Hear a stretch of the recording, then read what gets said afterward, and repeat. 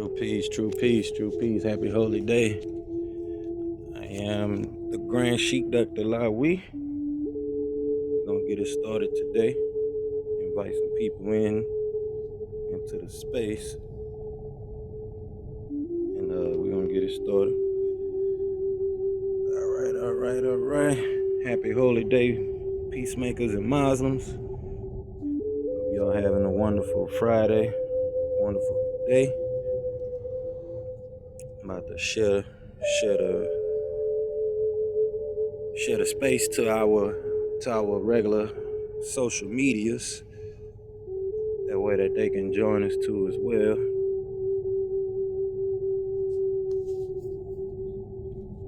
All right. Then we're gonna open up with our regular, which is starting off with our divine supplication. And then we're gonna jump into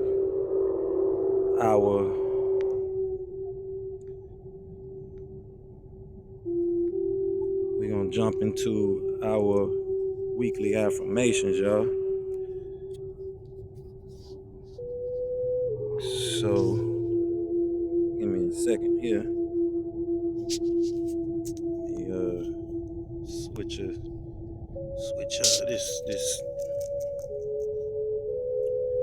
switch this account real quick.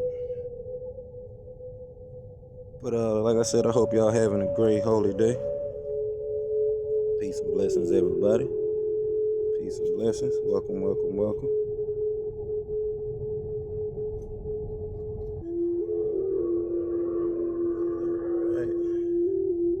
Okay, give me 1 second.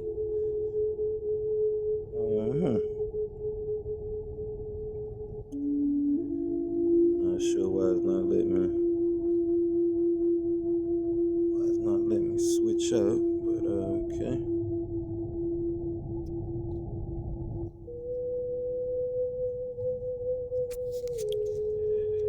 All right.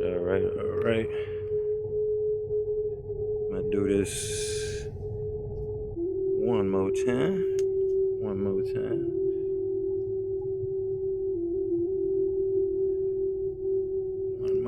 Then we're gonna get right into our divine supplication, y'all.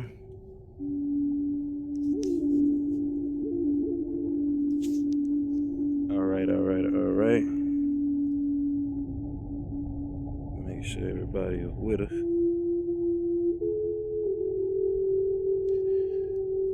Hopefully we can go into the Dred Scott decision, as we have been.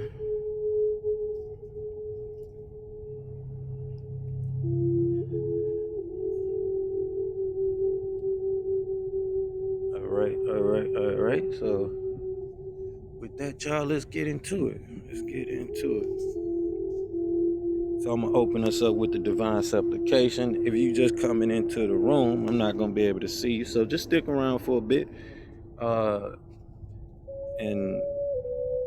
sit and chillax with us on this beautiful holy day, on this beautiful Friday.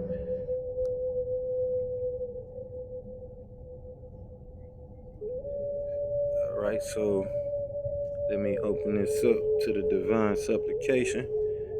We got Brother Mo and Dr. Idris. Caught y'all right. Happy holy day. True peace, big brother Mo. Islam. I got 13 kills. 13. Let me put you on mute real quick. All right, so I'm about to open us up with the divine supplication, y'all, and we're gonna get it started for the day. And our 19 affirmations, y'all know how we do. But like I said, y'all come in, stick around and chillax. Just sit back and kind of witness how how we flow. Today I want to get into this Dred Scott case. I was talking with the doctor just a bit here earlier about some things, and it actually pertains to the last 2 weeks holy days. Just going into that Dred Scott issue and the manumission of us as a people, especially us as a people on a global scale. But let's get into it. Begin our prayers and thinking by using the all. O Heavenly One, the Most High, who is sustainer of all the worlds, we do accept the duty you have laid on us to clean up the filth made by the West and its non-submitting fools. O my sustainer, we beseech you to keep your hand over us to control the strings of the courses of our lives. And if we do wrong, please show our divine blessings and forgiveness on us. You are the only one that can raise us true followers of the news bearers, and in thy name we carry on. True peace, true peace. Yeah, if y'all can keep a lookout for the people that's coming into the room, just make sure that they are a part of the temple. Uh, Before we bring them up on stage, let's make sure that they can communicate that in the chat. Let us know that they are a part of the World Temple Branch Temple number 24. Even if they're just official guest members, that is okay. That way we can keep the stage clean. We don't have too many trolls coming in and bots and robots and things like that. With that, let's jump into our 19 affirmations, our daily affirmation of loyalty of the children of the Elohim and what we accept as fact. So bear with me, y'all, before while we go through this, doing our official parliamentary opening of the temple. We accept as fact the eternal laws of nature as revealed through science, past events, logic, and common sense, revealed as right knowledge, wisdom, and understanding. We accept as fact the highest laws of nature is the cooperation and harmony of all living things. We accept as fact our way of life as a means to the best end. We accept as fact that loyalty is the greatest of all honors and treason is the worst of all crimes. We accept as fact that what is good for the Holy Tabernacle is the highest virtue and what is bad for the Holy Tabernacle is the ultimate evil. We accept as fact that the Holy Tabernacle is the finest and noblest organization for all humanity, created by circumstances, and the ancient and mystic order of Melchizedek is the noblest of fraternities on and above this planet. We accept this fact that creativity, love, and cooperation are the essence of success. We accept this fact that truth and facts are always and has always been the originator and creator of all success. We accept this fact that all worldwide cultures and civilizations came about from the ancient Sumerians and Kamite Egyptians and the Anunnaki or Elohims from the heavens without which there would be none. We accept this fact that for the Holy Tabernacle to survive, expand, and advance, we need first of all a revolution of values and thoughts which must start within each person by being truthful with themselves and about themselves. Therefore, we completely and categorically reject all myths, fictions, religions, and lies that have not been proven. That would include your heavens, your hells, your hellfires, and brimstone, your horny pitchfork devils, your winged angels, and your old man God character sitting on the throne up there somewhere. We deal strictly with facts. If you can't prove it, we don't want to hear it. That doesn't mean we won't listen to you. Just don't expect us to accept your beliefs by virtue of a title such as Reverend, Pastor, Deacon, Imam, Sheik, Rabbi, Minister, Theologian, etc. That is your sensationalism, and we deal with just the facts. We accept this fact that the only true revolution is a war of good against evil, right against wrong, fairness against unfairness, loyalty against disloyalty, sincerity against insincerity, honesty against dishonesty, and this war is fought within each person among the agreeable and disagreeable Elohims that make up your willpower. We accept this fact that the unity of our community and its success will only happen with cooperation with all involved. We accept this fact the total unification of all humanity on the basis of truth, that is, accepting people and races for who and what they are, respecting their culture, their languages, and their beliefs, and expect the same. We accept this fact that the human race's biological and cultural heritage is now under attack by our own morals, our self-righteousness, our desire to control industry, and these things attack the very existence of humanity. We accept this fact that males as well as females are equal in all things and should be dealt with as partners in all matters. We accept this fact that no one race of people is better than the other. In fact, no one wins the race in racism. We accept this fact that communication between different people is the cure to the ignorance that breeds the disease hate. We accept this fact that a good and well-rounded education could prevent most of the ignorance that plagues the world. We accept this fact that the all is just that. The all, you can't take from the all, you can't add to the all. We are all within the all is one. That is our concept of what you call a deity. To the fulfillment of these facts, we children of the Elohim forever pledge our lives, our sacred honor, and our spiritual zeal. True peace, y'all. So, happy holy day, brother Mo. Happy holy day, y'all. We're just going through Happy our holidays. opening up of the temple. I got the doctor with me, and I got brother Mo with me here. Uh, let's open it up with our Moorish prayer uh, and divine constitution. And before I do that, I want to give honors to the source, to Subhanahu wa Ta'ala. Give all prayers and honors to the source, Subhanahu wa Ta'ala, as well as give honors to the Prophet Noble Drew Ali. I want to give honors to the forerunner of the Prophet, Honorable Marcus Garvey. I want to give all honors to the messenger as well, Honorable Elijah Muhammad, and other leaders that came after the Prophet. Uh, Brother Hakeem Bey. I want to give honors to Brother Hakeem Bey. I want to give honors to the master teacher, Dr. Malachi York L, as well as Brother C.M. Bey and others that have came after the prophet and the mission that he uptook. So with that, y'all, let's jump into the prayer. Y'all know how it go. Y'all can say it with me. 2 fingers up, 5 fingers up, facing the east, feet at a 45-degree angle. Allah, the Father of the universe, the Father of love, truth, peace, freedom, and justice. Allah is my protector, my guide, and my salvation, by night and by day, through his holy prophet, Noble Drew Ali. Amen. All right, y'all. So let's get into this divine constitution. And then we're gonna jump into our weekly readings, and then we're gonna open up the floor. We'll be officially open. But let's do this. So Act 1 Pardon the body. is on. Go ahead. What if I was to invite? Is invitation open or is it strictly just Moors? Invitation is open. We're just not letting them on the stage unless they official temple members. Oh, word. All right. True Yeah, peace. and all Moors and peacemakers are allowed. If they're part of the peacemaker, peacemakers globally on the planet, off the planet, wherever they at, they are invited. Islam. All right, so let's get into the divine constitution and bylaws, y'all. Act 1. The Grand Sheik and the chairman of the Moorish Science Temple of America is empowered to make law and enforce laws with the assistance of the Prophet and the Grand Body of the Moorish Science Temple of America. The Assistant Grand Sheik is to assist the Grand Sheik in all affairs if he lives according to love, truth, peace, freedom, and justice. And it is known before the members of the Moorish Science Temple of America. Act 2. All meetings are to be open and closed promptly according to the Circle 7 and love, truth, peace, freedom, and justice. Friday is our holy day of rest because on a Friday the first man was formed in flesh, and on a Friday the first man departed out of flesh and ascended unto his Father God Allah. For that cause, Friday is the holy day for all Muslims all over the world. Act 3. Love, truth, peace, freedom, and justice must be proclaimed and practiced by all members of the Moorish Science Temple of America. No member is to put in danger or accuse falsely his brother or sister, or on any occasion at all that may harm his brother or sister, because Allah is love. Act 4.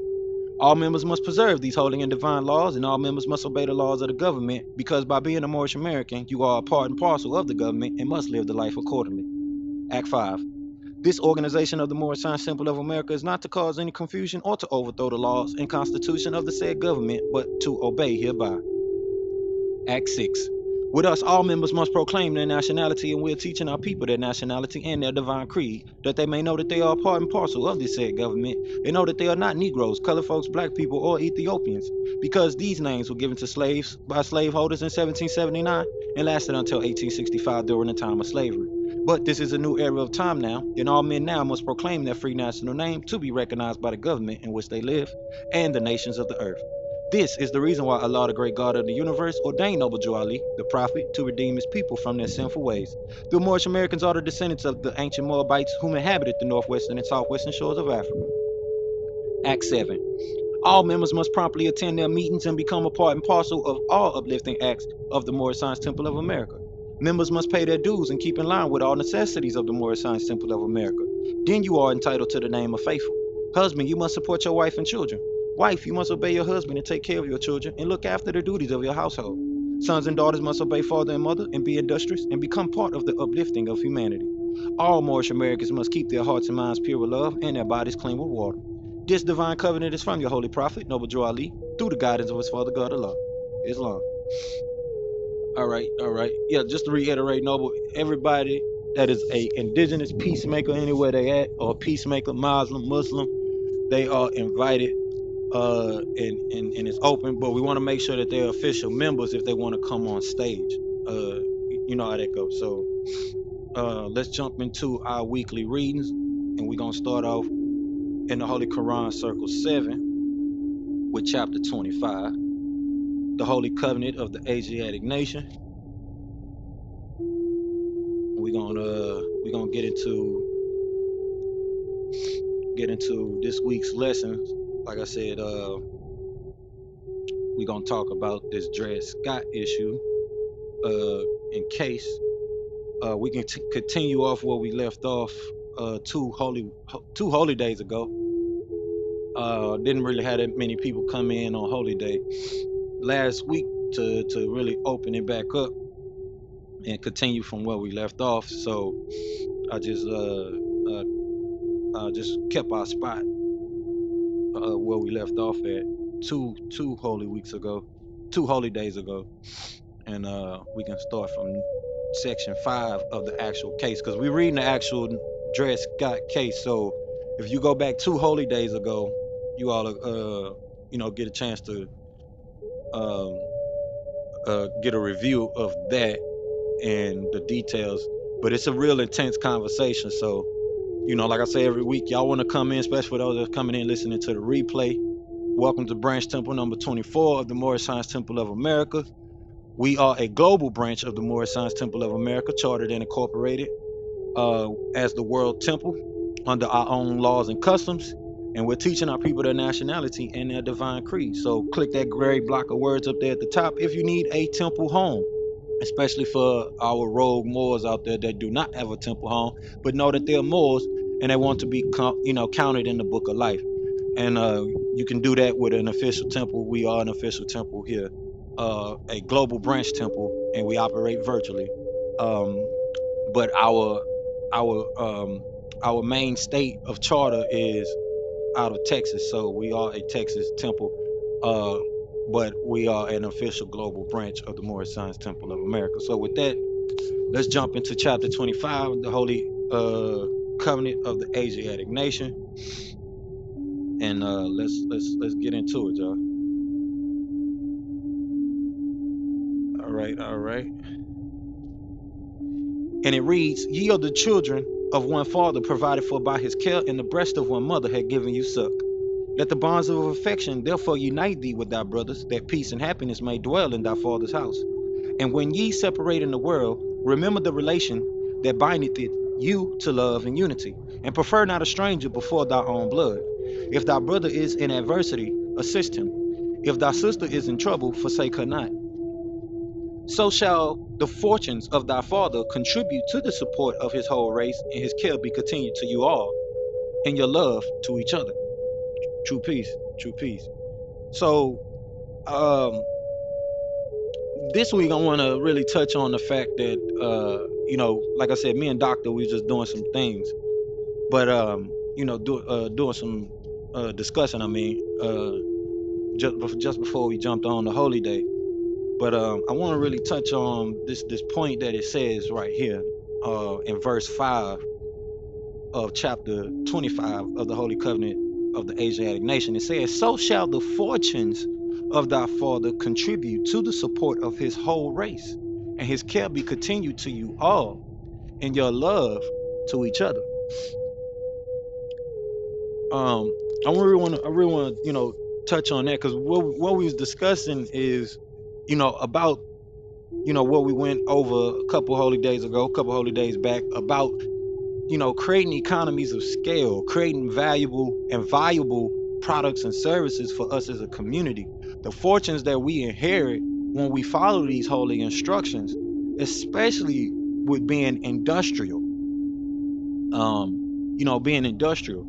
because even if we think back to what we're about to touch on this week, with the Dred Scott decision, this is what Dred Scott was really doing. He was working for the family, and the relationship that he had with the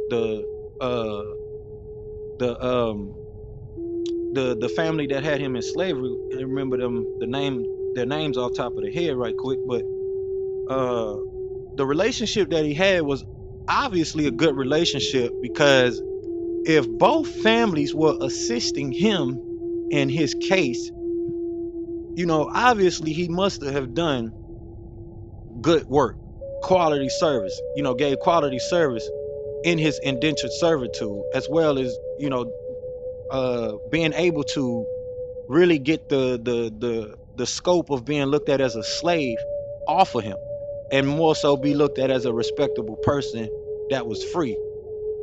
And to the point of where the family themselves, who had a change of heart about slavery, put up the funds to really take care of the cases and other things for the Scott family. So I really want to touch on that, because when we start to understand, doing things of quality, and really understand the fortunes that we're given, by being a you know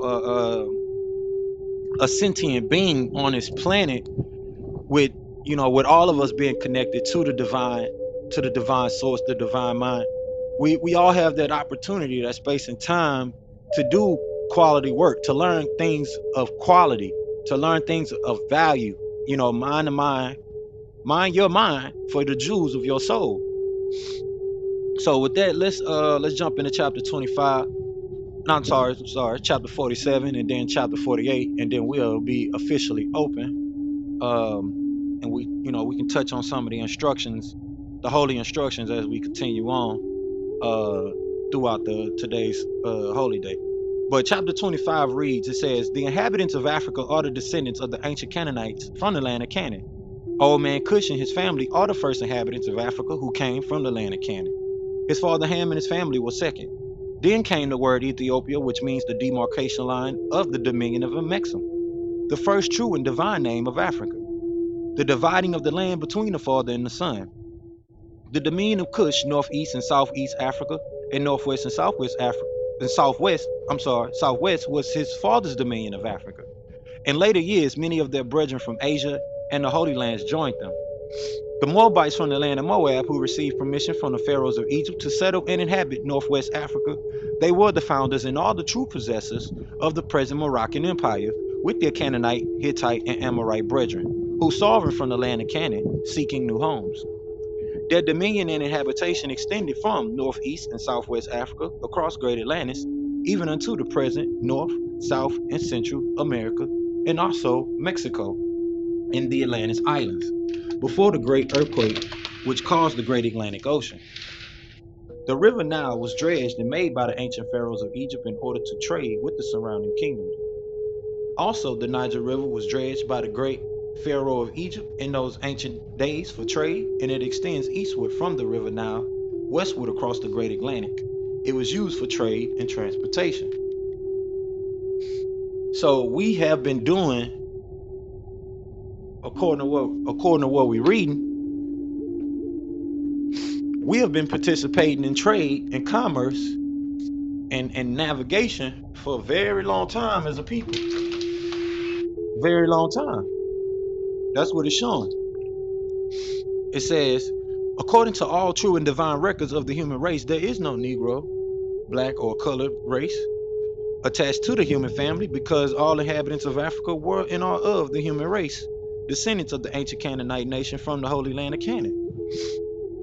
What your ancient forefathers were, you are today without doubt or contradiction. There is no one who is able to change man from the descendant nature of his forefathers, unless his power extends beyond the great universal creator Allah himself. These holy and divine laws are from the Prophet Noble Joe Ali, the founder of the uniting of the Moorish Science Temple of America.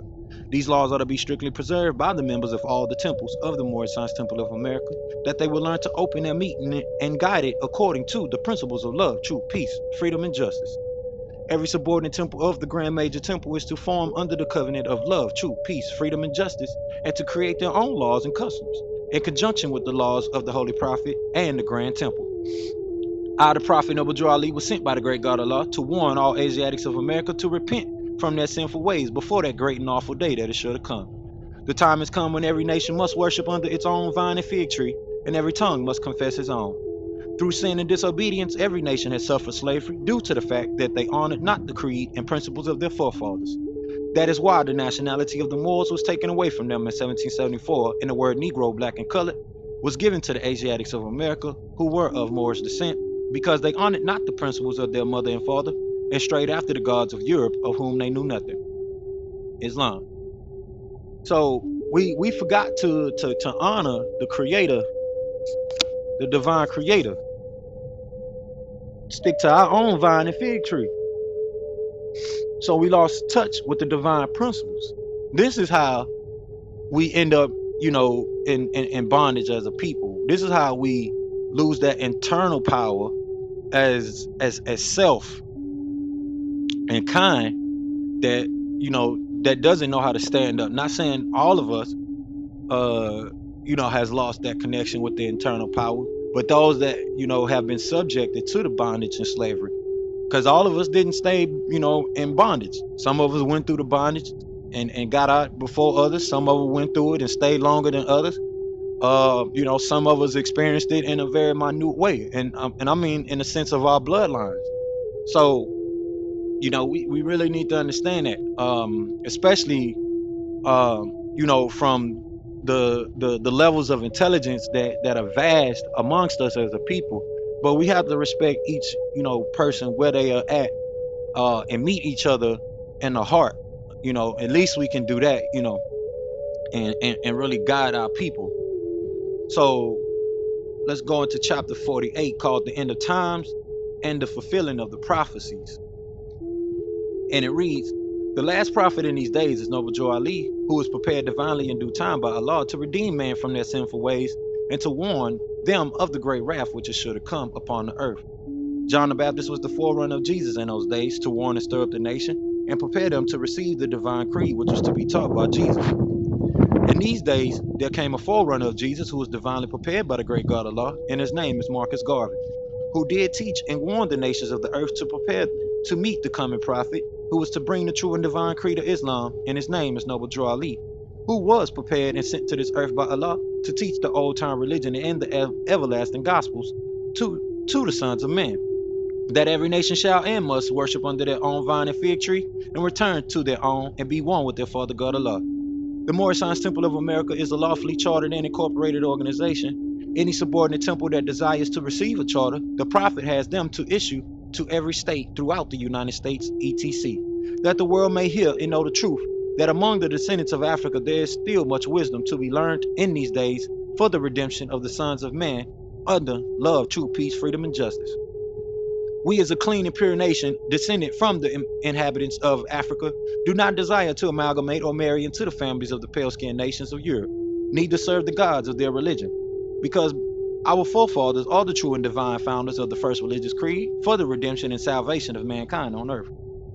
Therefore, we are returning the church and Christianity back to the European nations, as it was prepared by their forefathers for their earthly salvation, while we, Moorish Americans, are returning to Islam, which was founded by our forefathers for our earthly and divine salvation. The covenant of the great God Allah, honor thy father and thy mother, that thy days may be longer upon the earthland, which the Lord thy God Allah had given thee. Come all ye Asiatics of America, and hear the truth about your nationality and birthrights, because you are not Negroes. Learn of your forefathers' ancient and divine creed, that you will learn to love instead of hate. We're trying to uplift fallen humanity. Come and link yourself with the family of nations. We honor all true and divine prophets. Islam. So we are officially open, y'all. True peace, true peace, true peace. Happy holy day. Welcome, brother Dr. Idris, Noble Maheen. True peace, true peace, true peace. As I listen, right, and my spirit is saying, hey, Simba boys. As I listen, and my spirit is settled in the truth of these measures.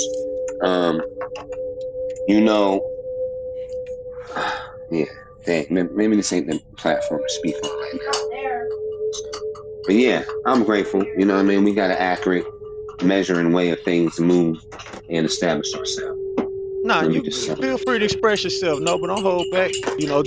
Well, as I'm reading it, you know what I'm saying? And it makes me wonder to the degree of other temples that I'm aware of and so forth. it makes me wonder to the degrees of, their establishing or their founding, are they holding true to the same processes? Because I know because in some regards it don't sound like it, because when you try to take shortcuts, you get cut short. Point blank, period. There's no That's right. shortcuts along this spiritual journey of rebirthing and realignment and atonement.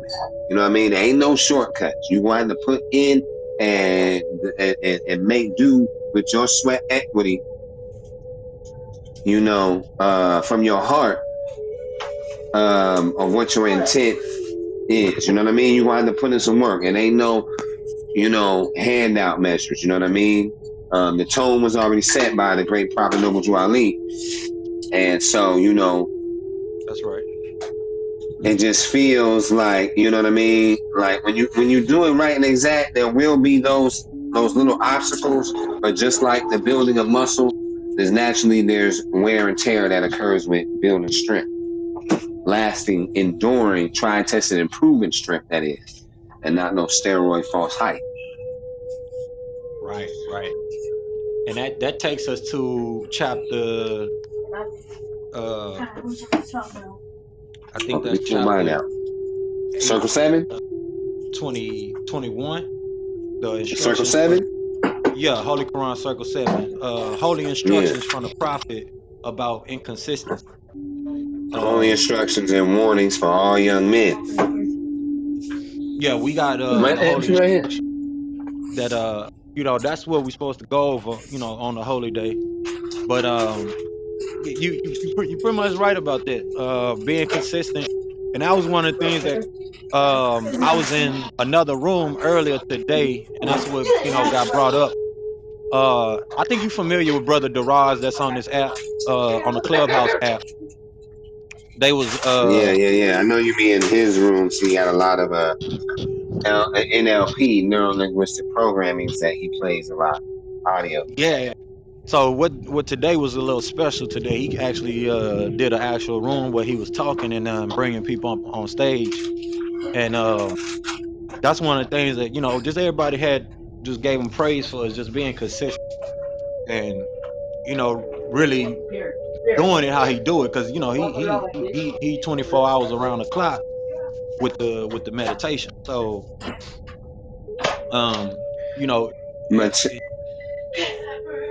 it it is kind of what the issue is, and doing it the right way, and being consistent with it, and that's where a lot of us do fail, at as a movement, or in the movement, I say, is the lack of consistency, especially with all the noise that we have out here and all the bells and whistles that are attractive to the people, because now, see, that sounds a lot like, pardon body, just to ping on it, because I don't want to let the thought drift away.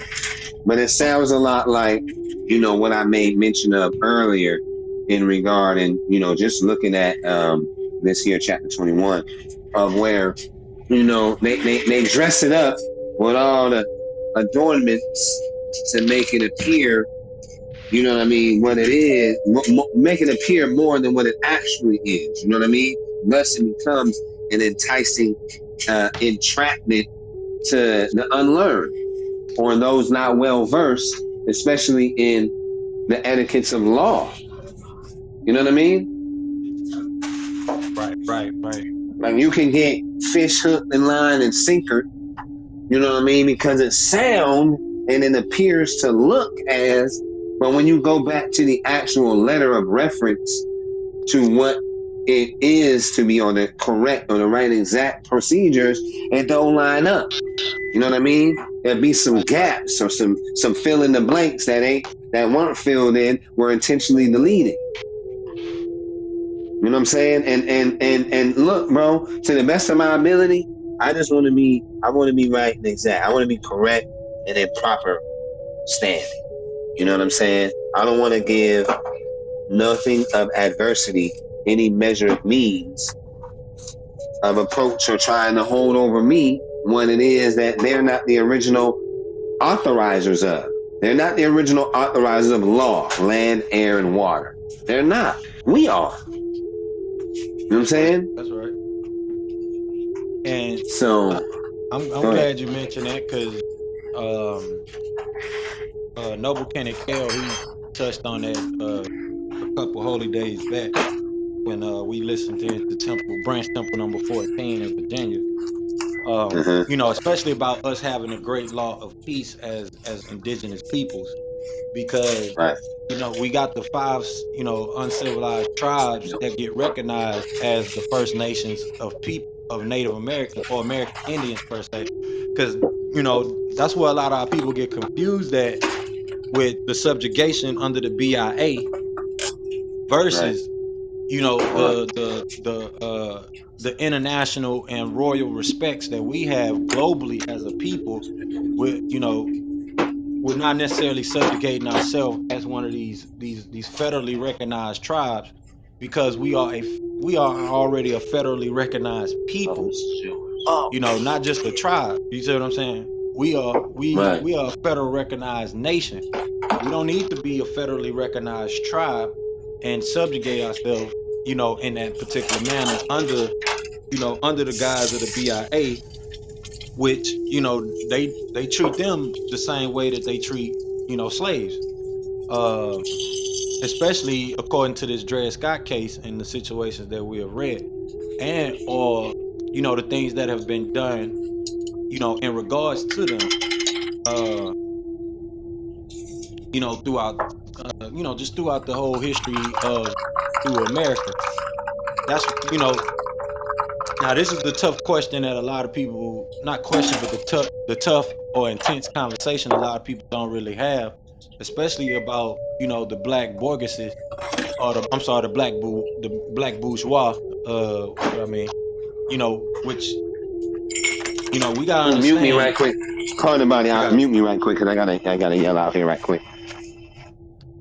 especially about the black bourgeois, because when it comes to being a free Moor, and you having freedoms that the black bourgeois had, they try to mix the Moors in with the black bourgeois.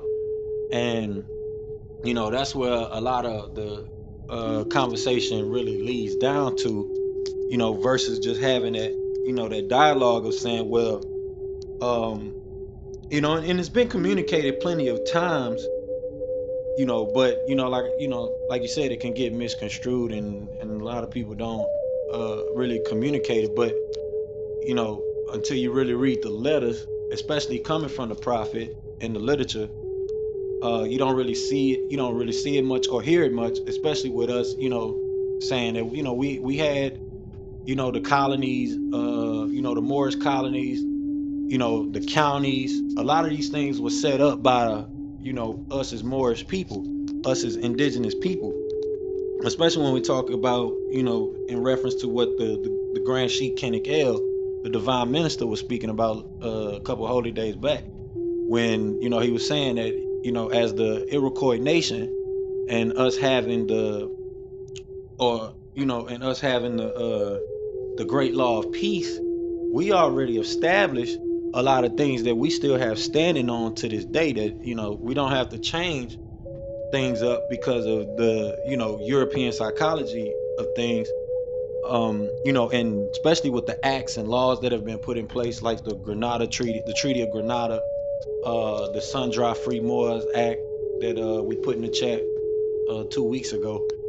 These things coming from the 1700s on down to now is what we have to stand on.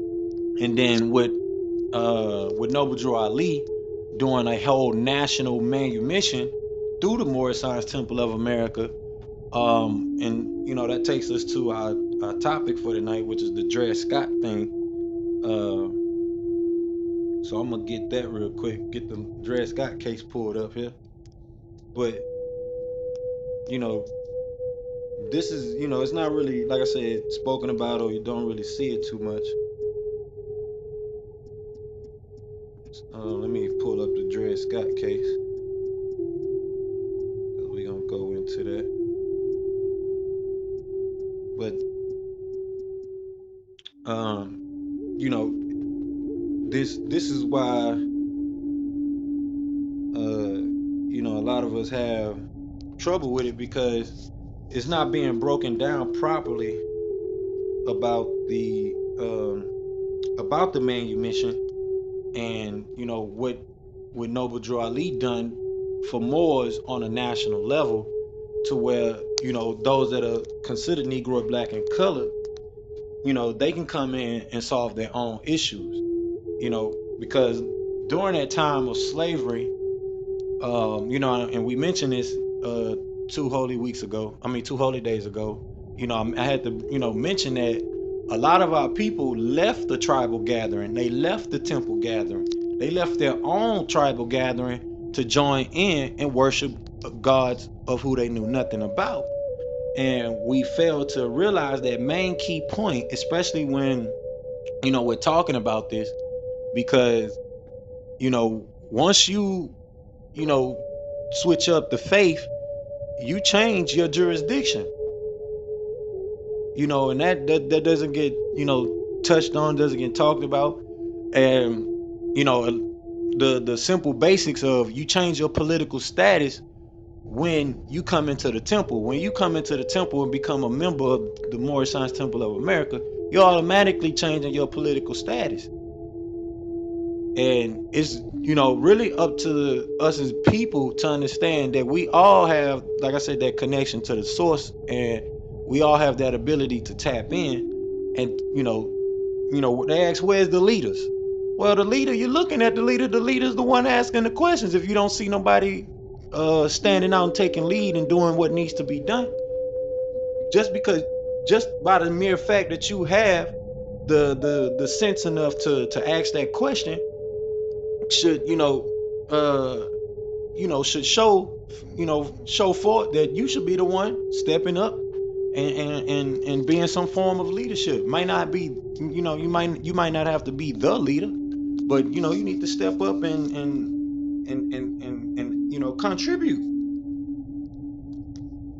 contributing the carrying it forward of us as a people. So like I said, it might not be talked about that much, and it doesn't really come up, but the whole manumission, that like I said, even Kenneth L went into depth about that was like I think that was 4 holy days ago now at this point. It's either 3 or 4 holy days ago, where he talked about the manumission and what the prophet has done for us on a national level. And so that's what led me to, let's say, well, that's what led me to go ahead and say, well, let's jump into this Dred Scott decision, because a lot of us really do not understand what happened during that time, nor what the reason is for why all of this different movements that came about, such as your patriot movement, your sovereignty movement, and all these other things, and why they have the narratives that they have when it comes to freedom and being freed, or being sovereign, and things of that nature. And this is why I really point out what the prophet said. So before we jump into the Dred Scott situation, I'm gonna just go back to not chapter, but Act. I think it's Act 4 of the Divine Constitution, and I'm gonna read that real quick, because we gotta really no, it's Act 5 of the Constitution. It says, this organization of the Moorish Science Temple of America is not to cause any confusion or to overthrow the laws and constitution of the said government, but to obey hereby. So we have to understand that, and there's some things in the literature I want to, put in reference with that as well. We're going to go over that as well from the prophet. But we have to understand that we are true Americans. We are the true Americans. This is why he was saying, obey the laws of the Constitution, because that law comes from us as a people. And we supposed to have our Tuesday night for the adepts that come in and go over these type of things. This is where the the ministerial meetings and classes and the ministerial gatherings are supposed to happen with those that are adepts on Tuesday and Thursdays, which we're supposed to have, and just come together and really go over, especially on Tuesdays, go over these legal matters for those that are adept, so that they can go out and teach it to their people. But it's the same thing like with the master teacher. He was looking for those that council of 9 people that was gonna come and do the great work. And this is part of what what these great works is. Especially teaching this type of information and understanding how it's supposed to be utilized in this day and time. But the main thing is that we are the true Moorish American. I mean, we are the true American. So we don't just say Moorish American with without having any American standing as American people. We are true Americans. As some of the Moors describes in some of their literatures, we are the true Americans. So we understand just that aspect alone. And I said kind of frequently about how we are the beneficiaries of everything that's created here in this government. We are part and parcel of the government, especially with us talking about the year of the Bible. I put that in the chat in one of the previous holy days as well. The year of the Bible, with us being tied into the scriptures, and the scriptorial law is about us. So we tie into ancient law, ancient documents, ancient treaties even before these modern day treaties, because 1700s, that can still be considered more modern compared to something that happened in BC time, right? So us really having our tribunal during the day, that's why that would be important, because during the day we're in tribunal, just like they're in court. We're in tribunal, we're working. And you can come in and have your meditation in there, because we plan either some type of motivational lectures or inspiring lectures and things like that. But is things that are in tune with the divine laws of things, because the divine law is what we're here to teach our people, that divine creed and nationality. But that divine law is it's the theme of the day, especially when we took the those days out together to read the El's Holy Torah. You can go back, for those that have come back listen to this replay, go back and listen to those replays earlier this year, when we was doing the tribunal Monday through Thursday, and some of the days we would actually be reading the El's Holy Torah, because the Torah is the law. So this is why certain things was done. And like I said, I think I mentioned this to you before, Doctor, that the schedule that we're on, it puts us in tune with the divine forces of nature and the angelic forces of nature. So we are in those those frequency bands when we gather up together, especially at the certain times that we do meet up. Our whole schedule is based on natural time. It's not just a schedule that somebody put together because that's they days are free days, or they teaching law on Thursday and this, that, and third. No, our actual schedule is based on natural time. And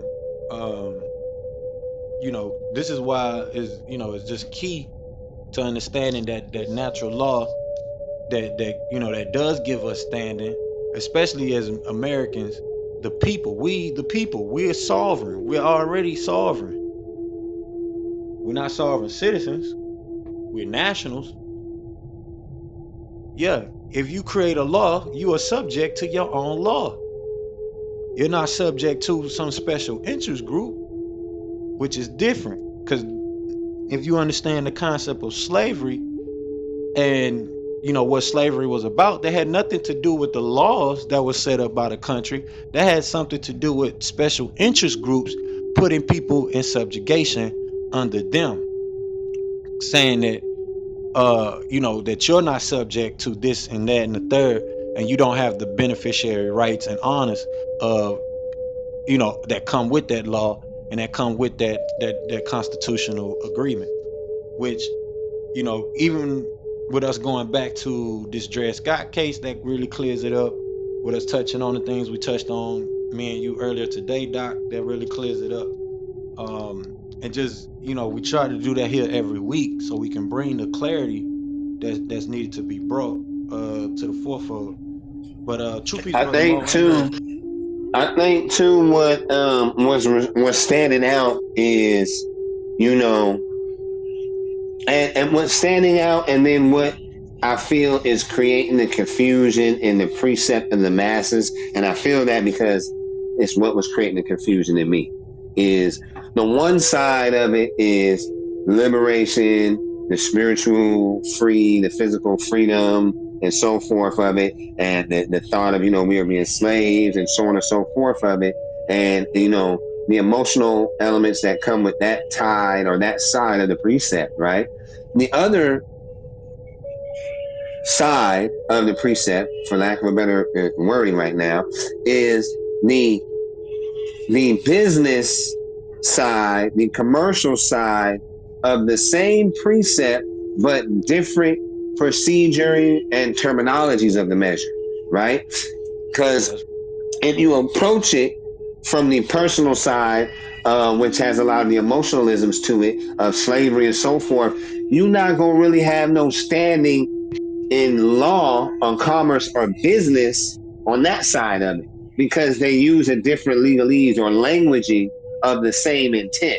So if you're not an adept in the correct studies or in the additional studies that are needed to support the personal emotional side of it, if you don't have the legalese or the professional or business commercial side of understanding, then you won't be able to tie the two together to be able to untie it correctly.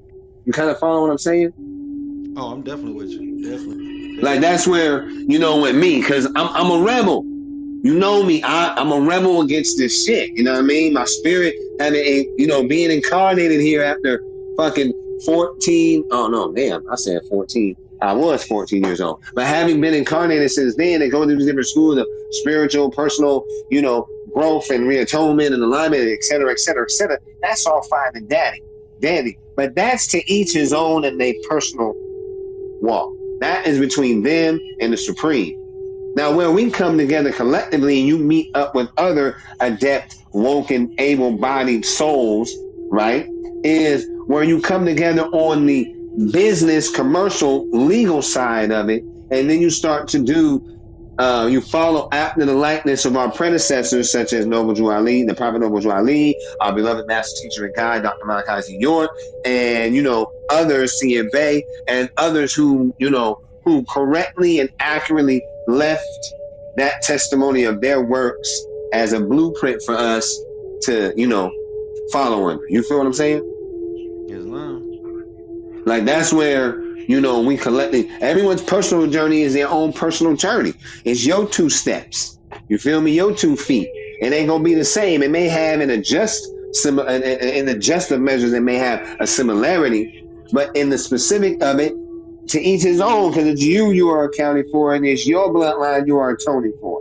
You know what I mean? But once you have made those atonements, once you have made those alignments, and you are what we refer to as an upright being again, you feel me?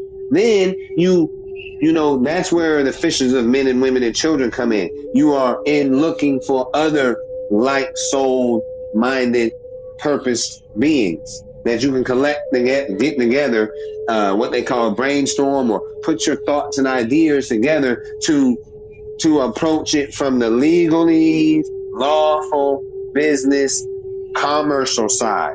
Why? Because in truth, that is the reality of what we're experiencing in the flesh here. That's something we have to tend to or face or ignore it and be a victim thereof of those results. As we see, as I've experienced long enough. No, I'm not with that. But that's that's what's resounding in me, is that, that's our part, is coming together to overstand that side of it. Because you're not gonna go before the corporate structure and come in there with, your personalisms of beliefs and all that. And hey, young man, oh, he ain't out here yet. You're not gonna go through and they not gonna hear that shit. Basically, that's all I'm saying. They not gonna hear that. You gotta come at them with the correct ninja gate and stars. You feel me? You gotta come with the correct. If you ain't on that level of conversation, then it's just the Passover, and you ain't gonna be heard. Yeah, I got something I'm gonna read from the prophet. He called this "Think This Over, Morris," and Where's we your just reference you reading this from? this is from the Moorish literature. I'm not sure you have a copy of the Moorish literature. Matter of fact, Nah, go I'm ahead. glad you said because I need to put the civics link in the chat. I mean, in the pin it to the top of the room real quick. But See, I was yeah, ignorant. go ahead. My rebel spirit was being ignorant through the years. Mateen! Pardon me. And when you cooking something, you gotta monitor your food. Where is your brother at? You can't be leaving your damn food unmonitored. No, it ain't burnt, but it's the fact of the matter. But damn, where was I at? Oh, that's what it was. I was acknowledging where I was in error at and in ignorance at. Because being, being ethereal, being immersed ethereally in my lineage, in the knowledge and the truth and the sciences and wisdoms of sound right reason, of which I am an adept student of, I was, and that had a great influence on me being a rebel to the corporation. You feel me? And so, because of my rebelness to this corporation, I wasn't feeling none of that ish or none of that mess. Excuse me. I wasn't feeling none of it. You know what I mean? I just want to break my ties and cut the, what you say, sizzler, break free from this slum. You know what I mean? I just wanted to cut like, that's not me, B. I'm a rebel. I'm going to speak against it and cut from it. But that would, and it's cool having it, but not in absolute, because then you would be ignorant to the other side, which pertains to those measures. You know what I mean? Right, Which right. involves those measures of knowledge, wisdom, overstanding, and the sound right reasoning of those facets, of those involvements. Why? We are involved. I was born into that. I need to know about it. Not only break free, then you need to know how to rightfully be in your persona, how to rightfully, lawfully, legally be standing on your square as that 360 cipher. You know what I'm saying? So now I'm like, I'm back to a baby again. I was born again, growing through maturity, and now I came through the womb, and now I'm back to the baby again. But it's like, now you need to know this. You don't know business law, or as Brother Lawiy say, management. If you don't know business, if you don't know the legalese and law of commerce, then you still an intelligent idiot. That's how I feel about it. Yeah, You know what I yeah. mean? Most You definitely. still an intelligent idiot. You know all this spiritual, but you just know one side of the coin. It's two sides. Three, if you want to get technical, because you got the rim of the coin that defines or separates the two sides. So, medium, that's the equalizer, that's the balance. Who's calling me? Well, look, I want to read this to you from the prophet in the literature. You can access the literature. Was he on the phone call? But well, true peace, brother Mo. That give me a chance to see, check on you. How everything on your end? I don't know if you can hear me. True peace, true peace. Yeah, I've been listening the whole time. Everything is good, I'm and sure he'll be back. I'm just listening Islam to Noble. Islam Mo, you can hear me? true peace. I can hear you. Noble Rahim. True peace, true peace. I don't know if he can hear me over there. I can hear you. But yeah, I was gonna read into. this literature called "Think This Over, Moors."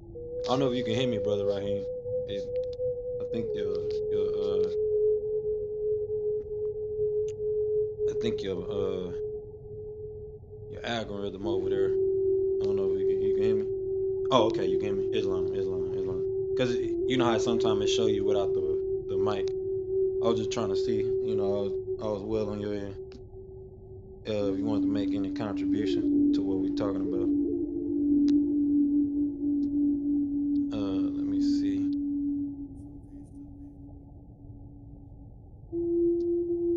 All right, so I was gonna read that, but give him some time to come back in. But you know, this week we're gonna be going into this Dred Scott case. We're gonna read off where we left off at. I thought it was a lot from well, it is a lot, but well, I thought it was more than what I thought it was more than what we didn't know. I guess we read a good portion of it the week beforehand, but I'm gonna read this until Dr. Idris come back. Even though I want him to catch some of this too as well.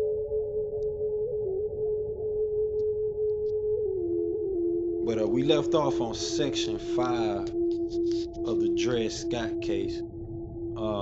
I guess people just had to come back and listen to the replays for this part because I want them to catch this.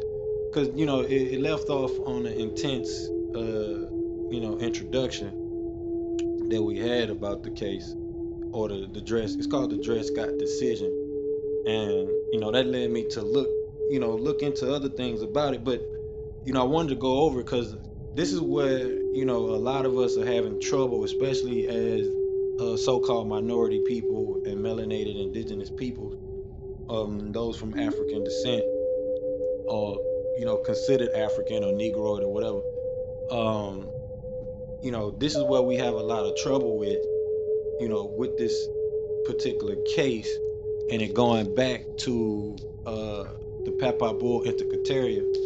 Um, um, you know, with the manifest destiny and the doctrine of discovery or the discovery doctrine when it comes to us as a people and our sovereignty.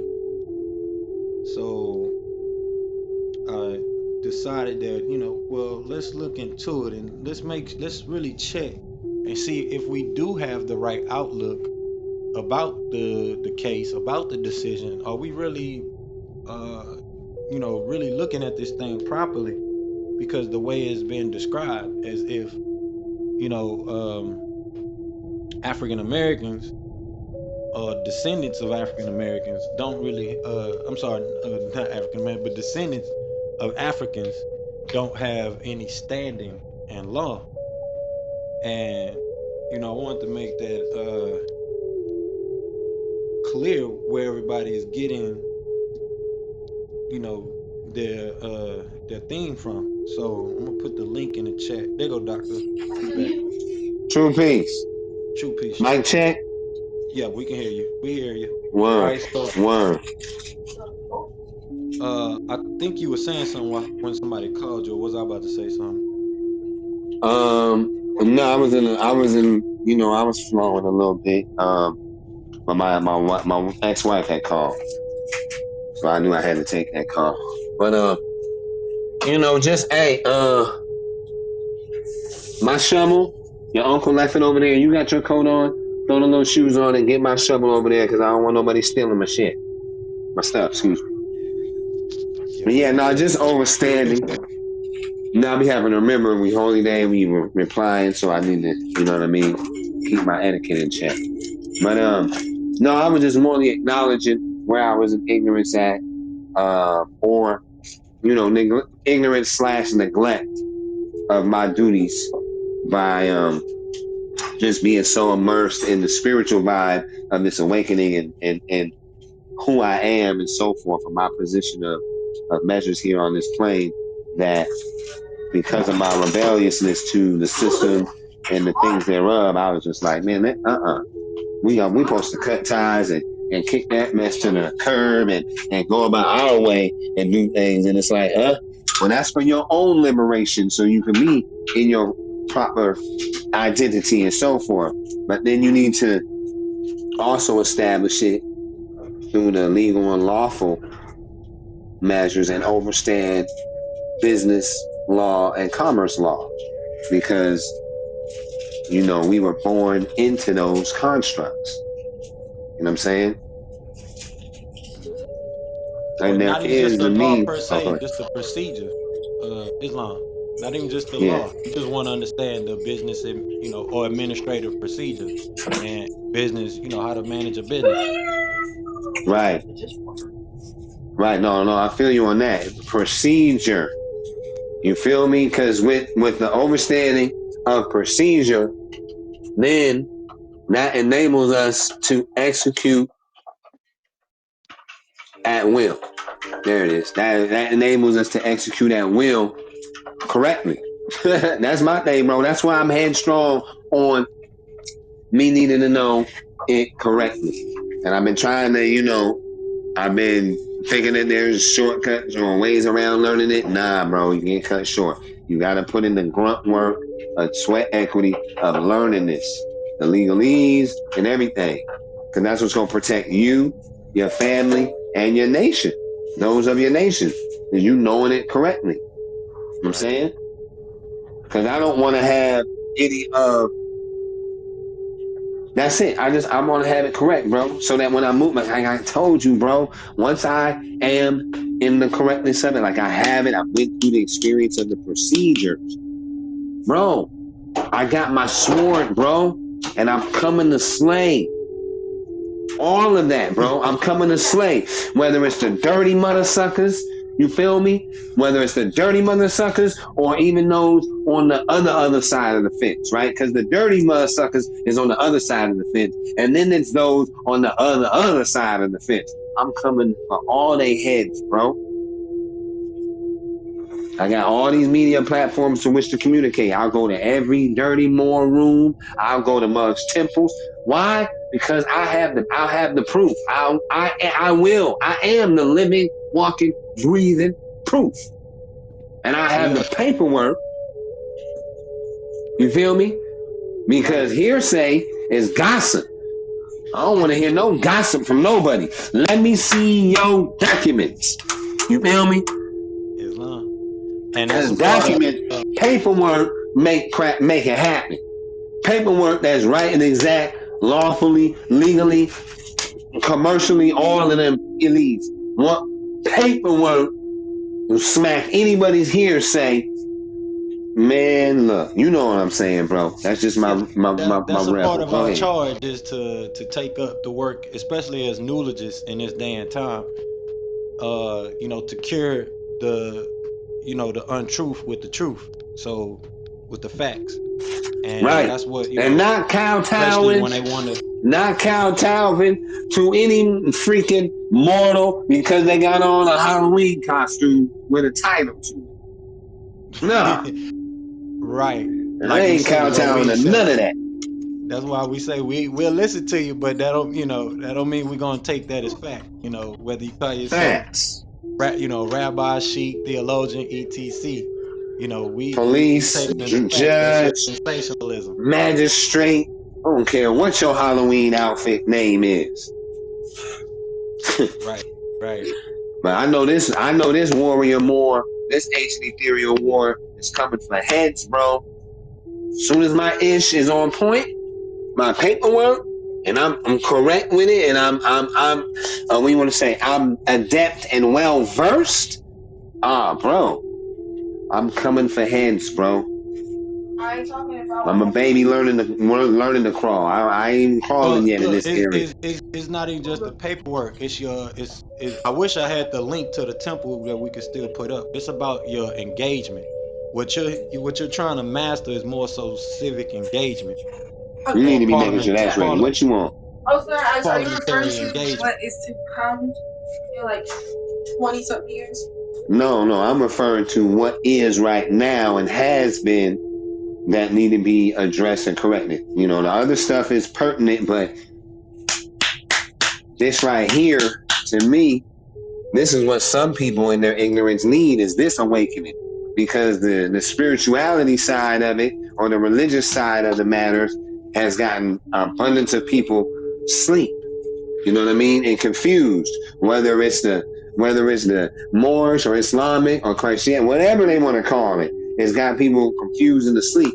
I feel must need to be learned and guided rightly in this aspect when dealing with the, like you said, the procedure and the commercial Engage. laws and the thing. Hey, put your stuff on and go out there and help get this stuff out the car. It's procedure and rules of engagement. Because if we They need to understand come how to out and help. engage, especially And they parliamentarily need wise, and they need to come out and help. we'll be way more on point. And they need to help get this stuff. Thank you. And Yeah, put this that's shit what on the my healing is team. about. That's that's what the healing is about. So it's better, better for us as a people to heal in those factors of procedure, to proceed, right? To keep on with the keep on, to keep moving forward, to grow, and to engage, being able to engage, especially our civic engagement. But I want to read this so we can jump into this Dred Scott decision. But I'm gonna read this from the prophet to you. I don't know if you can hear me,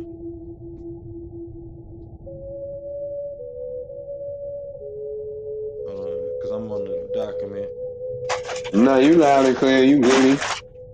Okay, I'm about to read this over from the prophet. This pretty much speaks to what you were saying. The prophet said, "All sheiks, grand sheiks, must prepare for Oh, the pardon the prophet." body. Forgive me. Forgive me. But Where you reading from? this is in the literature from the prophet. You can get this from that link that's pinned up there at the top of the room. All Uh, right. in the school, you can log into the school and then go to the resources and download it from the school in the school library, or just in that civics 101 course. It should be in the civics 101 course, the literature. It's gonna take you to the catalog page, but if you log in and go to the editions or the lessons, you'll be able to download it to your phone. All the things that I read should be there. Anything that's not there, just gotta let me know, remind me. I'll take care of it. But I think it should be there though. I know the literature should be there. Let me check. Matter of fact, give me a second. That way I know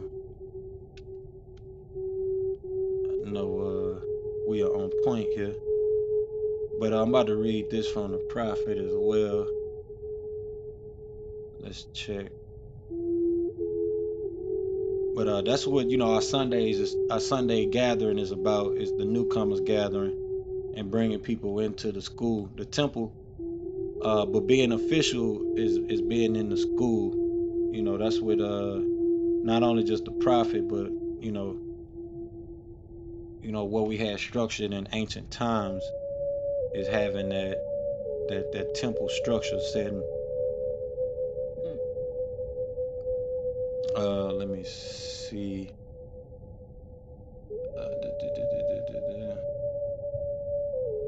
The temple 101. Yeah, if you just go in and go to your resources for, let me see.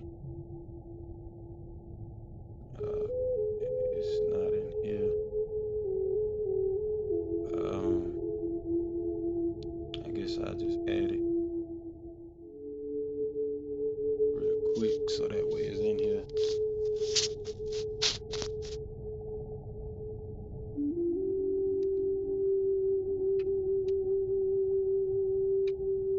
Yeah, because we need to have it in here in the temple. I thought it was already in here,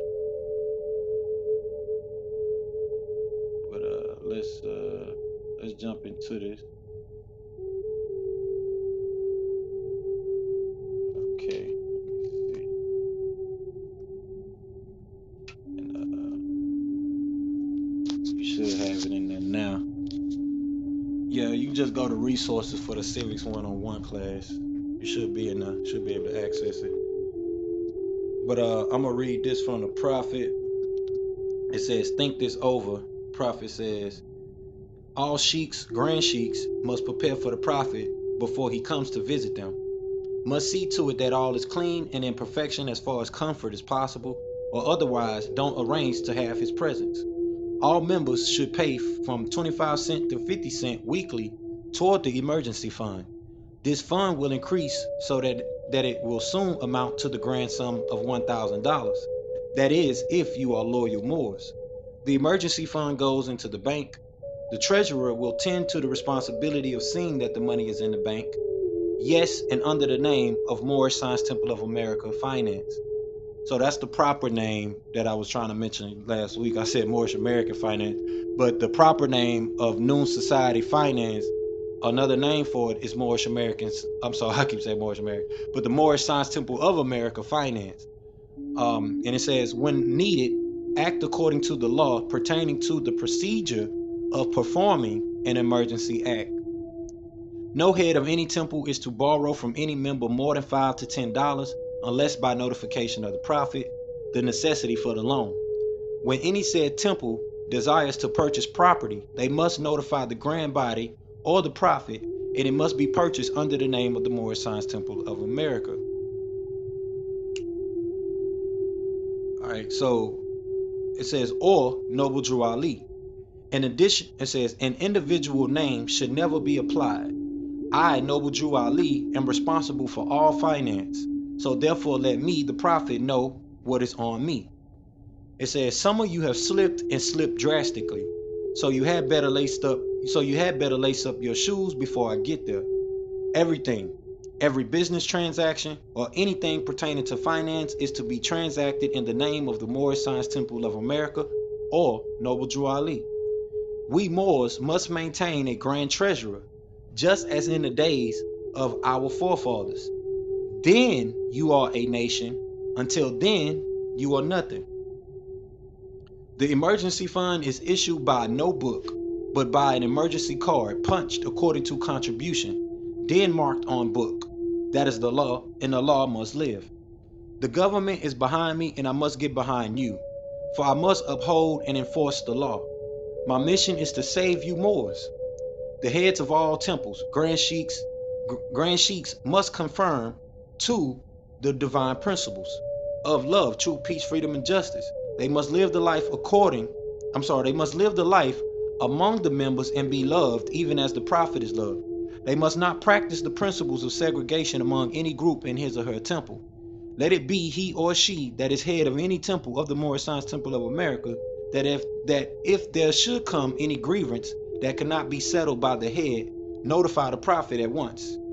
No member is to attend at their chamber that has not lived a moral and clean life and has not paid his or her dues or assessments, providing that he or she is working or able, cannot consider himself a Moor, but traitor, must be excluded from the books after having fair trial by the head of their temple, and that must be sent into the grand body and all members that are able to subscribe toward the uplifting fund, because it takes finance to uplift a nation, and those that are able and fail to act are not Moors, but traitors to their cause and trust and their nation, and are not allowed to share all the Moorish honors. And the penalty is, it is embezzlement of the faith of our creed. All heads of temples must observe these laws. So I was reading that to like I said, it speaks to what you were saying. But the main thing is we got to understand, as a nation of people, we have to understand business. We have to understand how to set up a treasury. You see what I'm saying? We have to understand at least those basic things, about being structured and how we operate. And it was one more thing that I was going to read that came from the prophet. that we need to really go into. Let me see. I'm trying to find it because it came up two holy days ago when I was talking about economics, and I didn't even know that the word. I said the word necessity, and then it ended up popping up again with the prophet literature, and I was like, okay, we'll see. There you go again. It stuck out because I think it mentions in the divine constitution about taking care of all the necessities and all necessities of the Moorish Science Temple of America, and so we forget these things that are there that need to be taken care of as a people. But it says if any business that's being done by the temple, which is our government bodies, it needs to be done through the temple itself, through the finance branch of the temple, or through just Noble Drew Ali himself, who set up this the public vast estate that we have. Give me a second. I'm trying to go to it.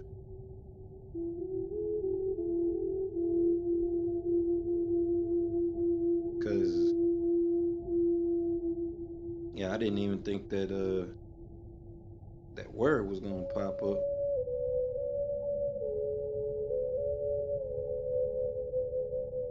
And it like just like boop, there it is. But like I said, I was reading that because it speaks to what you're saying. And this is why a lot of us has been off on things because we don't understand how to go through these proper procedures, especially business procedures, or even engagement, not just civically but business wise, financial wise. We've been caught off on how we engage financially.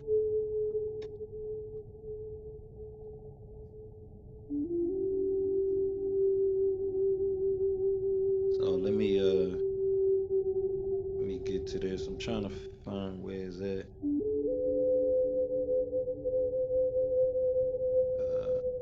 Because the prophet, he talks about it. So, okay, yeah, here you go. This one is called Our Dollars and Cents. Right here. The prophet says the doctrine of let me know if y'all with me. Can y'all hear me? Islam. Loud and clear. I'll keep going. Okay. I ain't gonna even acknowledge that real quick. Alright, so this one from the prophet is called Our Dollars and Cents. And the prophet says the doctrine of economic security is by no means as widespread and intensive among Americans of our group as the circumstances demand. And the more written and said on the subject, the better. We need to more earnestly urge conscientious support of the businessmen and women of our group in their chosen fields of endeavor. The greater the success of their business enterprises, the more open gates of opportunity there will be for our youth of today and tomorrow. Think of this fact. We need to urge that our businessmen and women build on the principle of service. We, with an exclamation, need to urge greater cooperation among them to render courteous, honest, and efficient service to the buying public. They should not expect any support and patronage merely on the grounds that they are race men and women in business. Meaning just because you're a Moor, don't expect any support. But for the reasons that the service and the quality of their goods and products they sell are equal in value to the service and merchandise offered to the buying public by any other business people. There should be maintained a cooperative spirit among our businessmen and women to keep their business places as clean and sanitary as any similar places in any other section of the city. Citizens of our group should cultivate a sound vision when it comes to the necessity of buying professional service, merchandise, provisions, etc. Provisions mean advice. So when you're purchasing advice, service, merchandise, any professional service, you need to have a sound vision, sound right wisdom. We should look beyond, we should look beyond the direct result and object for which we invest our money. We should lose sight of the mere fact that we receive the dollars worked for a dollar spent. We should keep firmly in mind the necessity of each dollar spent as much as possible within the spheres of our own activities, where they will create further openings of business enterprises and wider opportunities for the men and women of our group to proceed soundly, remunerative employment. Forward must be the watchword of the seller and buyer alike. Procedure, right? We make the money and we spend the cash. Let us sincerely cooperate one with the other. Our plight will change when we change ourselves. So we got to learn economics and business, economic procedures, business engagement, business management. Just that simple. Not even just, if you want to get into business law, study business law. But we need to be doing this to provide quality services to our people. You see what I'm saying?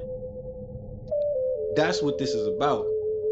Quality communication, especially about, what we're doing and how we're doing it, when it comes to matters of the law. But we're going to get into that part, because that's just one thing. But providing a quality business to your community, quality service. And that's what sets us apart with the project, the Noon project that we have implemented through Branch Temple number 24, and, the global reformation that is at play with the science that we have inherited. Because it says Moorish Science Temple of America. So what particular science is this branch temple here, specialized in? Especially if the Grand Sheik, that's somebody saying something. Especially if the Grand Sheik of this particular temple is taking us into what's called Nulogy. So, one of our main specializations or niches in this particular temple is mental healing. Connecting with the divine mind, consultations, divine provisions. So we got to provide quality service. We got to know what we're talking about. We got to be able to consult people with, valuable consultation. Consultations that are actually sought for in the buying public, in the market world.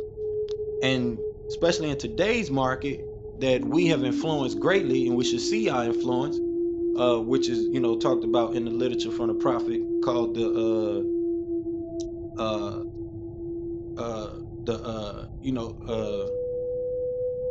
let me go to it, get the exact name. I don't want to say the wrong name.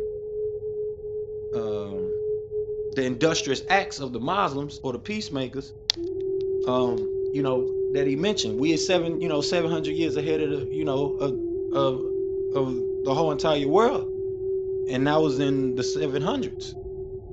When the Moors took over Spain.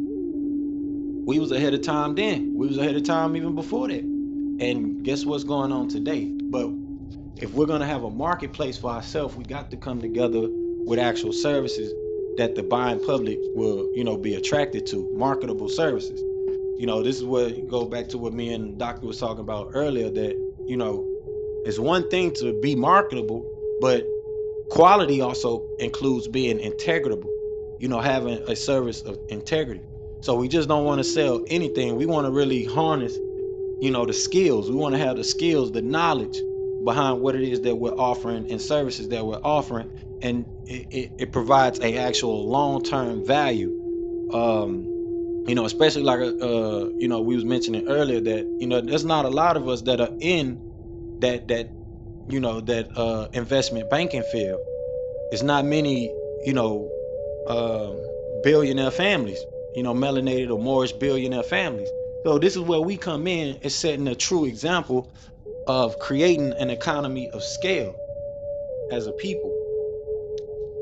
So I just want to, like I said, read that because But that's important because in that, you know, having, let's say in these measure of terms, having that measure of service to offer professionally and competently and try, test, and proven, you know what I'm saying, is important because then, along the way, you're also educating or teaching the people so that they are not only just they're not blindly going through a procedure hoping for the desired or expected outcome.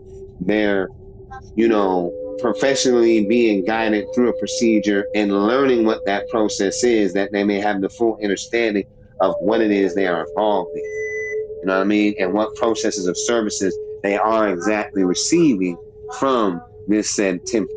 You know what I mean?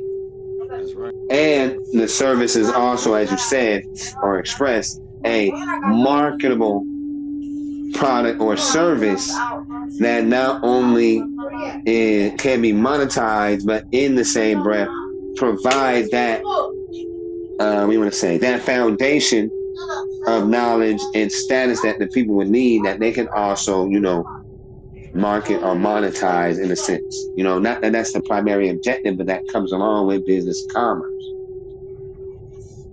Right.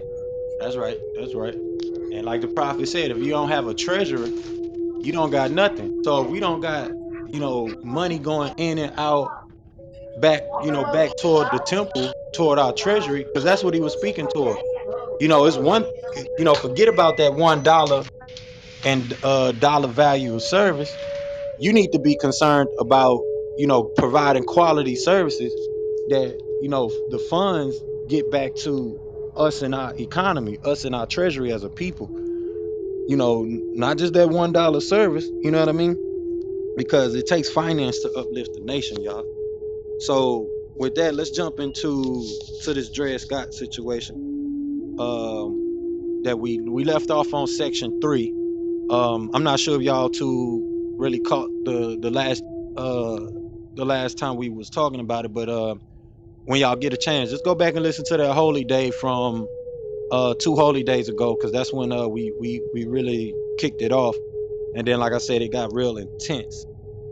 It was a real intense introduction, about the Dred Scott case and the matters that pertain to it, and a lot of the questions that you also be, probably be having in forethought or the back of the mind, it'll get answered there as well. But that's the main thing. Being a part of a temple, like I say, you changing a political status, being put on the book of life of that particular temple, because it's a lot of rogue, Moors or Moors that don't have a temple home out there, and just understand that process, because the temple is not paperwork pushers. You have to be able to separate the naturalization process from from the just the standpoint of building economic service or product that's viable to the community, which is totally different. So if you want to get into asset management and things like that, which is what a lot of that paperwork pushing stuff is about, you need to learn how to be an asset manager, and then bring that quality skill set and that quality provision back to the community. But the paperwork pushing and things like that, they got our people, kind of stuck in the mindset of, this is where this is where we wake it up by really, showing our people the fundamentals of, how things are supposed to operate, especially with a temple, because that's what we're doing. But let's get into this section 5. of this Moorish, not I'm sorry, Moorish, but the Dred Scott case. Pardon body. Greetings, Sister Choanda. Thank you for joining us here in our Temple 24 Holy Day. If you are a registered member of the World Temple, then if you were interested, we could bring you on stage if you wanted to share thoughts or converse or build. But if not, you're more than welcome to still be here in body. And if you have any questions or anything of that nature, please share that in the chat. True peace. Thank you, no. Welcome. I'm about to read section 5 of the Dred Scott case decision. So we'll go back a little recap real quick. From what we talked about, Dred Scott was a slave. He was born in Virginia. He was purchased by John Emerson, the Emerson family. That was the name I was looking for earlier. In 1820, he traveled with Emerson to Fort Armstrong, Illinois, and then from there to Fort Snelling, Wisconsin. And both of those states, they prohibited slavery. So Scott and his wife stayed in Wisconsin when Emerson and his family returned to Missouri. And so when Emerson leased their services to another family in Wisconsin, he basically violated the Missouri Compromise, which, like we just said, slavery was illegal in those countries. I mean, not countries, but those states, as well as against the slavery laws in that particular region all over. But Emerson, he moved to Louisiana, and Scott and his wife, the Scott family, joined them when the Emerson family moved to Louisiana. It says their daughter was born in a steamboat on the Mississippi River, which technically made the daughter of the Scott family a free-born person. It says then Emerson soon returned to Wisconsin, and his wife took Scott and his wife back to Missouri when Scott served in the Seminole War, which is a indigenous or native tribe. It says Emerson ultimately died in Iowa and withdrew his and his widow inherited Scott, Dred Scott, whose services she continued to lease to others. And then it says Emerson widow rejected an attempt by Scott to buy his family's freedom, which led to legal action. So yeah, it was the family that sold Scott to the Emersons prior that did Dred Scott and his family's manumission, and we can get into that as well. But just wanted to give a recap on what we read so far. There was opinions from Roger Brooke Taney, James Moore Wayne, John Catron, Peter Vivian Daniel, Samuel Nelson, Robert Cooper Greer, and John Archibald Campbell. And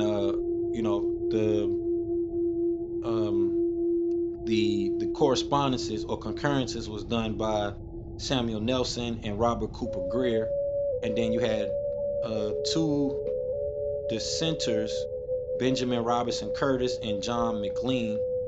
And then the case commentary pretty much says the decision ranks amongst one of the most infamous in the history of the Supreme Court.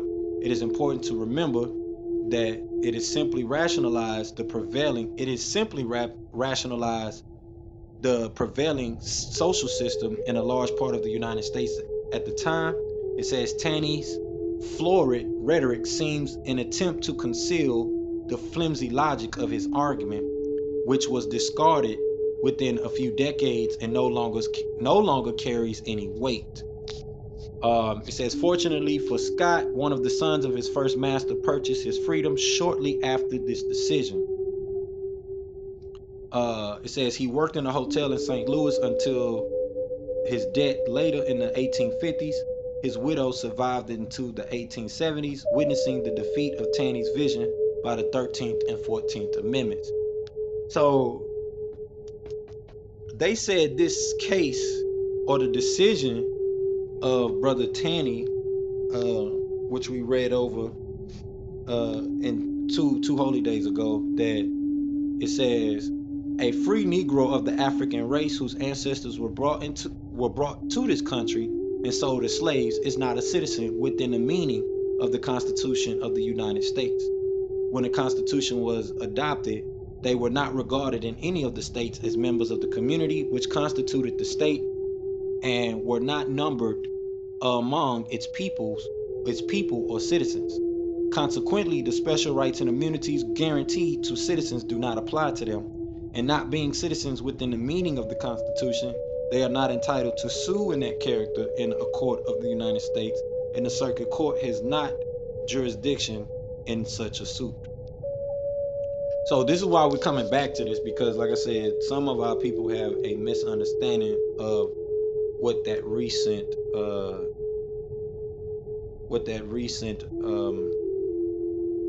commentary was stating that we just read, that the logic of this particular logic that African Americans are not U.S. citizens is flimsy. So I wonder how many people have updated themselves on that particular understanding, especially as we were talking about earlier in these sovereignty, patriotism movements that are out there. So continuing on, it says, the plaintiff himself, because we're going to start off from section 5. Like I said, we stopped at section 4 2 holy days ago. So if you want, you can go back and listen to that on here on Clubhouse. Just click my profile at the top and click my face, my PTR, and then scroll down until you see the holy day. Just go back 2 holy days, and you'll be able to listen to it there after we finish up here. So just bear with us as we continue on today or tonight, I mean. But that's where you could get the first part of what we read. So to finish us out, it says, the plaintiff himself acquired no title to freedom by being taken from by his owner to Rock Island in Illinois and brought back to Missouri. This court has heretofore decided that the status or condition of a person of African descent depended on the laws of the state in which he resided. It has been settled by the decisions of the highest court in Missouri that, by the laws of that state, a slave does not become entitled to his freedom where the owner takes him to reside in a state where slavery is not permitted and afterwards brings him back to Missouri. Conclusion. So this is the conclusion. It says, it follows that it is apparent upon the record that the court below erred in its judgment on the plea and abatement, and also erred in giving judgment for the defendant, when the exception shows that the plaintiff was not a citizen of the United States, and the circuit court had no jurisdiction either in the cases stated in the plea and abatement or in the one stated in the exception. Its judgment in favor of the defendant is erroneous and must be reversed. So the judgment was ruled in the favor of Dred Scott, but they did this to do a reversal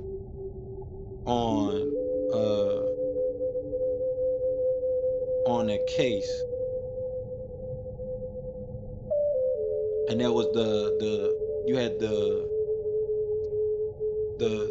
abatement decision for the case, and then you had the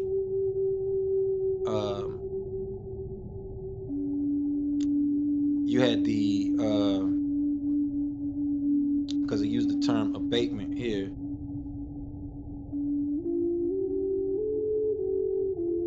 Yeah, you had the plea that was in abatement, and then the judgment itself.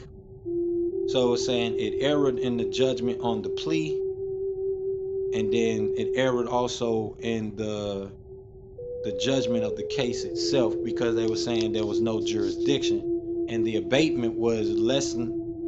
It just means to lessen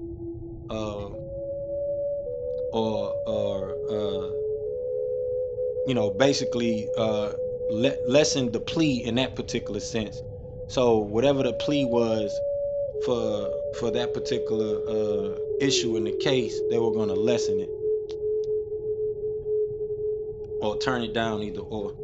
So the whole point was to do a reversal.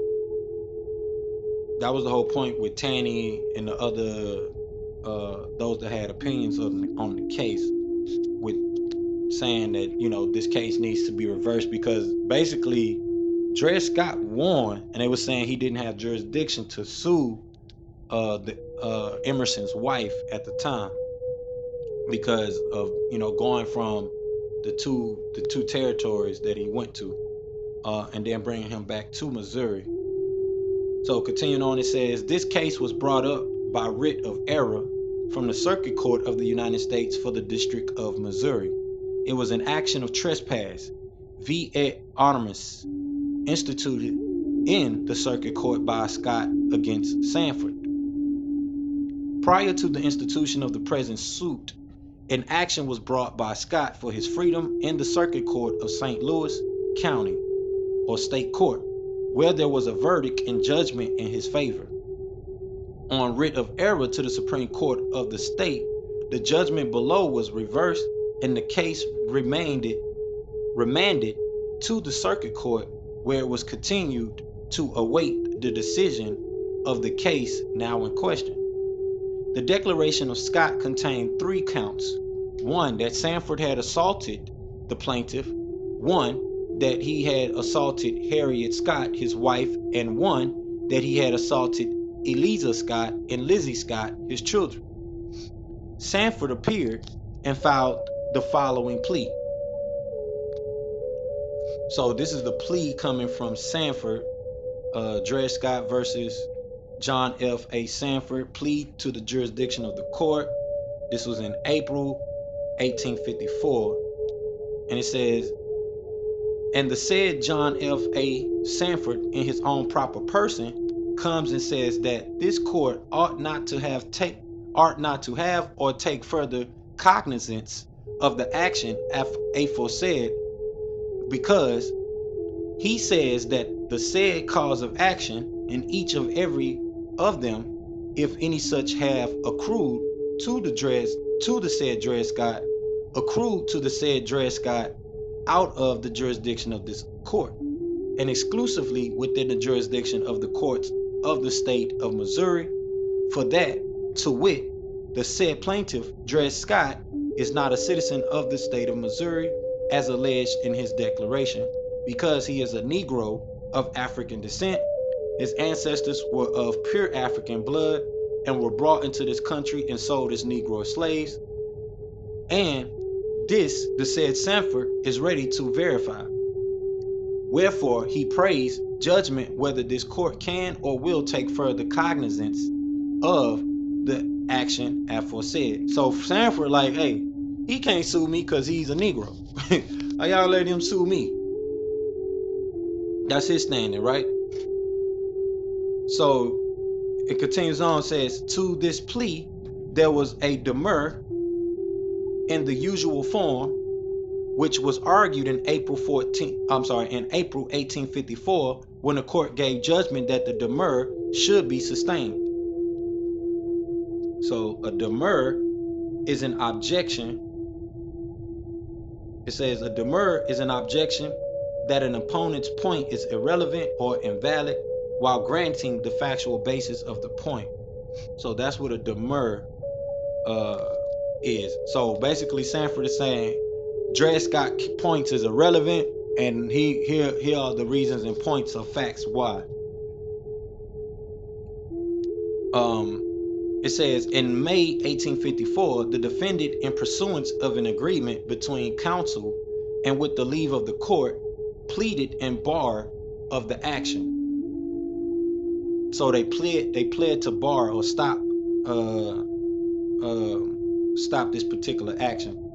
1, the first point was not guilty. The second point, that the plaintiff was a Negro slave, the lawful property of the defendant, and as such, the defendant gently laid his hand upon him and thereby had only restrained him as the defendant had a right to do. Point 3 says, that with respect to the wife and daughters of the plaintiff, in the second and third counts of the declaration mentioned, the defendant had, as to them, only acted in the same manner and in virtue of the same legal right. So those are the 3 points, the 3 counts that went into the plea from Dred Scott, and John and them was trying to get that demur, that reversal of the points by addressing, these objective points against that. So it says, in the first of these pleas, the plaintiffs joined issue into the second and third filed replications alleging that the defendant of his own wrong and without the cause in his second and the third pleas alleged committed the trespasses, etc. It says the counsel then filed the following agreed statement of facts. It says, in the year 1834, the plaintiff was a Negro slave belonging to Dr. Emerson, who was a young surgeon in the Army of the United States.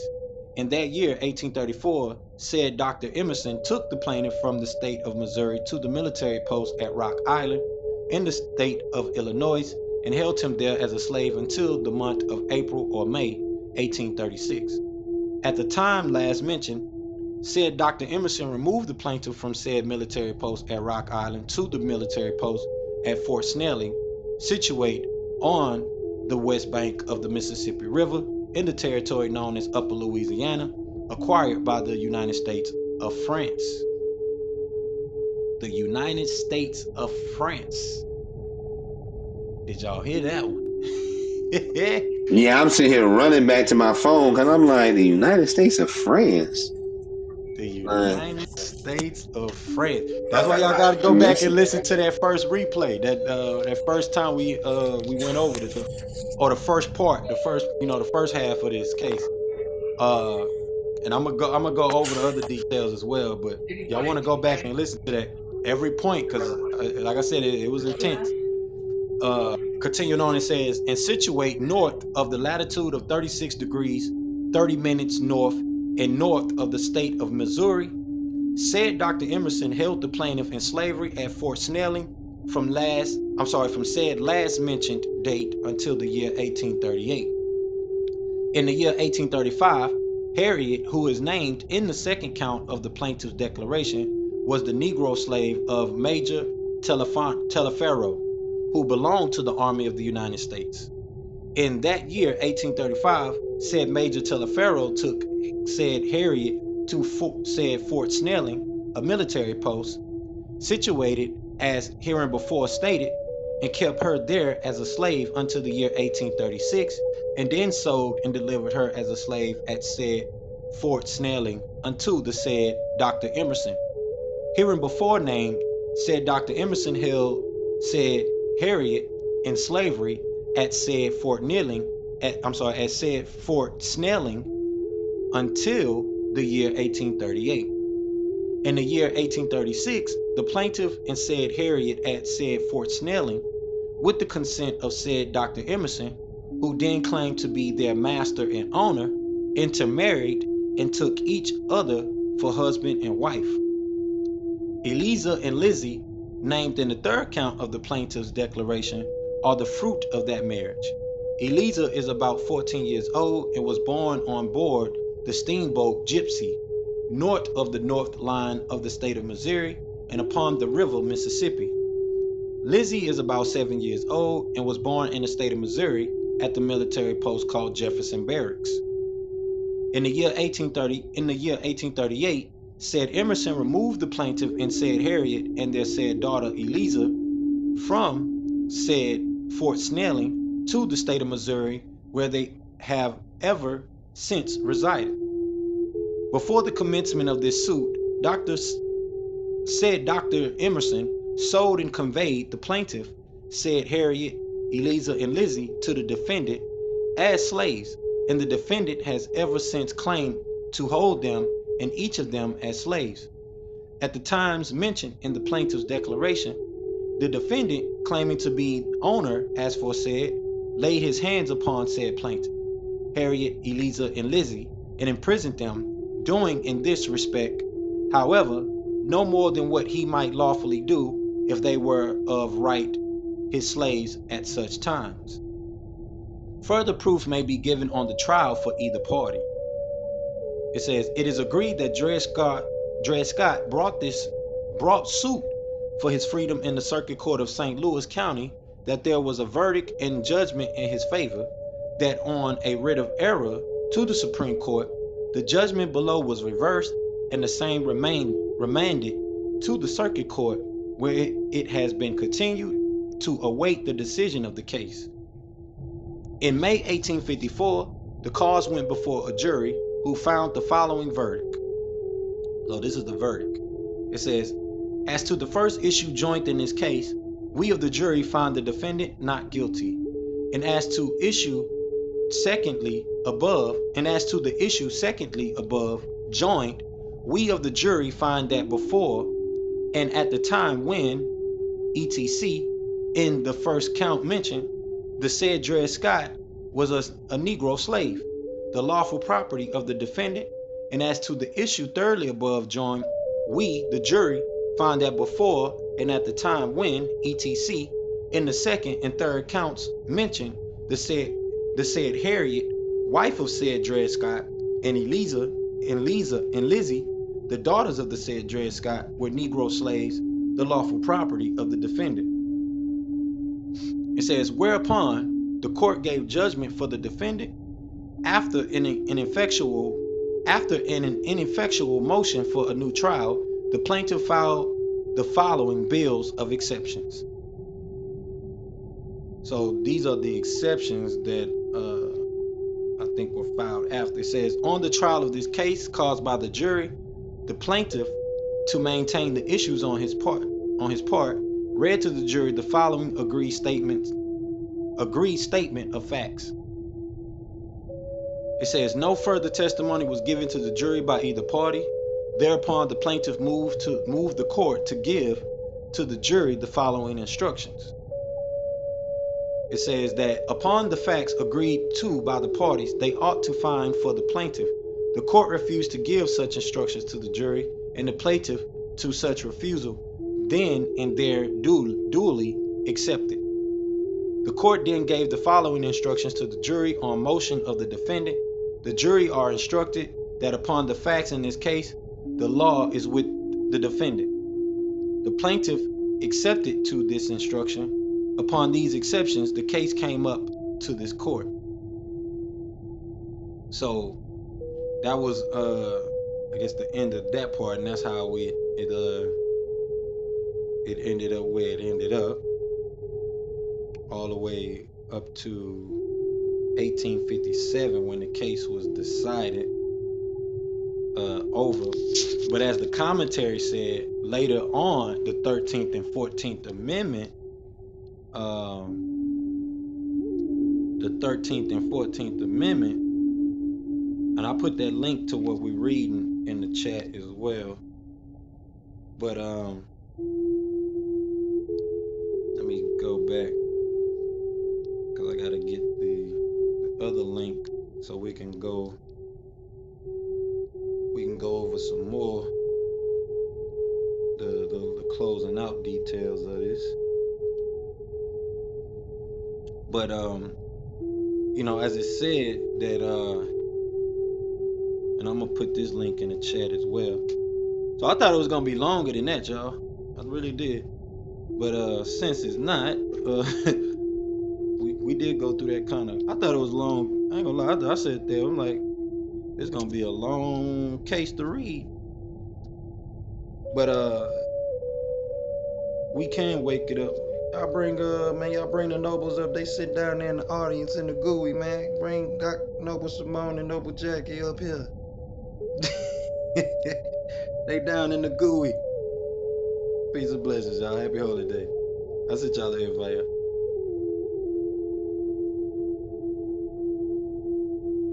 All right. True peace, Noble. Hope all is well. True peace. True peace. True peace. Hey, true people, love it. Yeah, I ain't bring Sister Simone up because I didn't remember if she was a registered temple member or not, but I put it in the chat like, hey, if you try to come up and you temple member, please raise your hand. We bring you up.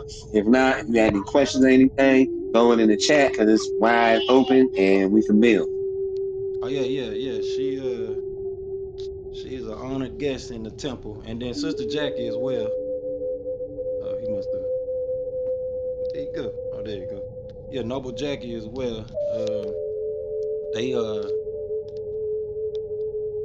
in there. All you gotta do is go to the members and check the members the members row. You should see their faces in there. Uh, you even got we even got I'm gonna say we even got Uma in the rows, but um yeah. Happy Holy Day, y'all. We just closed out on the Dred Scott case. Y'all want to go back and listen to that? Well, Jackie was here for the first time, like that we read through it. Actually, she was here with us the first time we read through the case. But like I said, it got real intense because some things was coming, out in the woodwork, and we had to really speak on it. But there's a second link I just put in the chat. I want y'all to, can y'all bring Sister Jackie up? Try to bring her up because I just tried to. I don't know if it's okay. There she goes. No, I saw it, but I didn't know if she was, a registered member or not, whatever, It's my scarf. Because me, I be done bring everybody up. Trying to come up. Hey, I got you. Thank you. No, nah, you do it right. You do it right.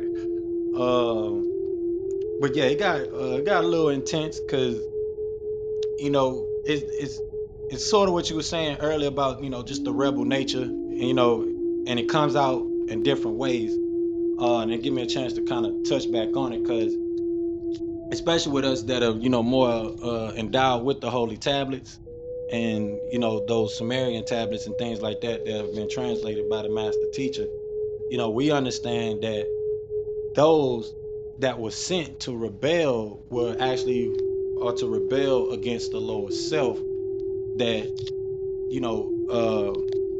noble or master Enki at the time was attracted to because the materialism that came about during the reign of Enki, and that's pretty much what that was about. So it's understood, but we have to really put it in its proper placement. That doesn't necessarily mean rebel against just everything. We want to understand that we structure commerce, we structure law, and there's proper placements for all these things. Even to this day, no will has really been reinvented. And I want to say this because we say that they stole. We know they stole a lot, but at the same time, as the master teacher mentioned it all the time, and we know it's documented, and I mentioned this, past two holy days, that the Moors is the one that inaugurated, George Washington. This is, because we were touching on the Constitution, and how the Moors are a part of the United States of American Constitution, as well as us being the presidents and things like that, according to the Articles of Confederation. So, we got to remember that, there's been, documented history that the 13 colonies wouldn't even be here. Peace to the goddess, peace to the goddess. The 13 colonies wouldn't even be here if it wasn't for the Moors initiating George Washington into the order. And this goes all the way back to ancient times. Even to be a samurai and a ninja, you have to have a drop of so-called Negro blood. So this goes all the way back to ancient times, to where we understand we gave them a certain amount of degrees. And like I mentioned in that first reading of the Dred Scott decision, where we had this conversation going back to the Council of Nicaea days and the whole Justinian Codex, because before then, you know, we consider Caucasians or Europeans or whatever to not even be a part of the human family. And this is documented things. This is, you know, even like I said, then this is scriptorial. You know, this is in the scriptures. This goes all the way back to the fact that, you know, we consider them lepers or goyim. And a lot of us don't really have that conversation because, you know, it's not too much understood the Jewish side of this stuff, because you know it get pushed to the side as if that's something different than, you know, the understandings that we have as a people and who we are. Um, you know, we got to understand that we are not the goyim. We know who the who the actual goyim is and understand who we are as the Ummah. You know, I say this all the time. We are that mother tribe, but you know, really understand what it means from the sense of this, you know, these ancient scriptures. You know, we are our Ummah or Ya Ummah, however you want to look at it. But the link that I put in the chat is what I want us to go over. Then we can jump into some current events and things like that. Just anything that's on y'all mind tonight. I think I want to contribute. But let's jump into that because this talks about the link that I just put in the chat. It talks about the legacy of the Dred Scott decision, and you know, just give you, you know, some basic information of the Dred Scott case and how you know, how it came about. But it's some information that's also there that has not been discussed by us as a people. And I'm like, okay, well, we all we all have this understanding of the Dred Scott situation, but do we really have the insight behind it? Because that's what leads to us not understanding our sovereignty as a people.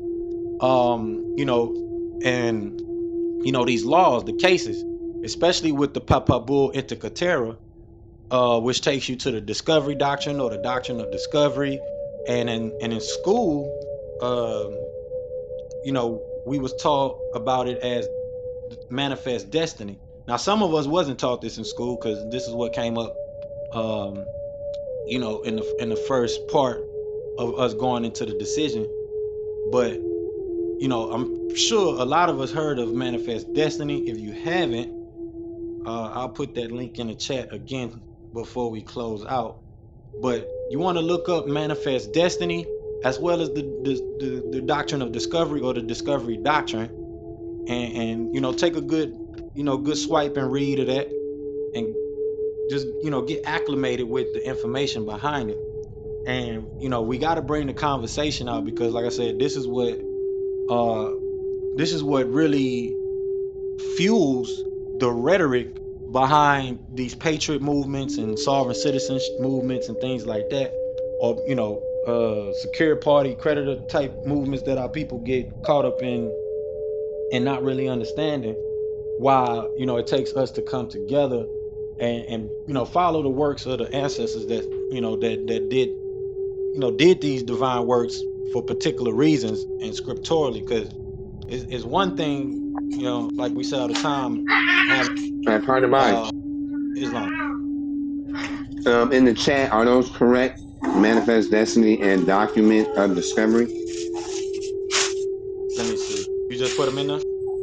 Yeah. Just Oh, want to no, make no, sure it's no, that correct. ain't it. I ain't put it in there yet. That's the link that I'm on right now. That No, no, no, no, no, no, no, no, no. I'm not talking about the link. I'm just talking about the wording for me to search, unless you're going to share the right link. Is the oh yeah, I titling was of going. the wording.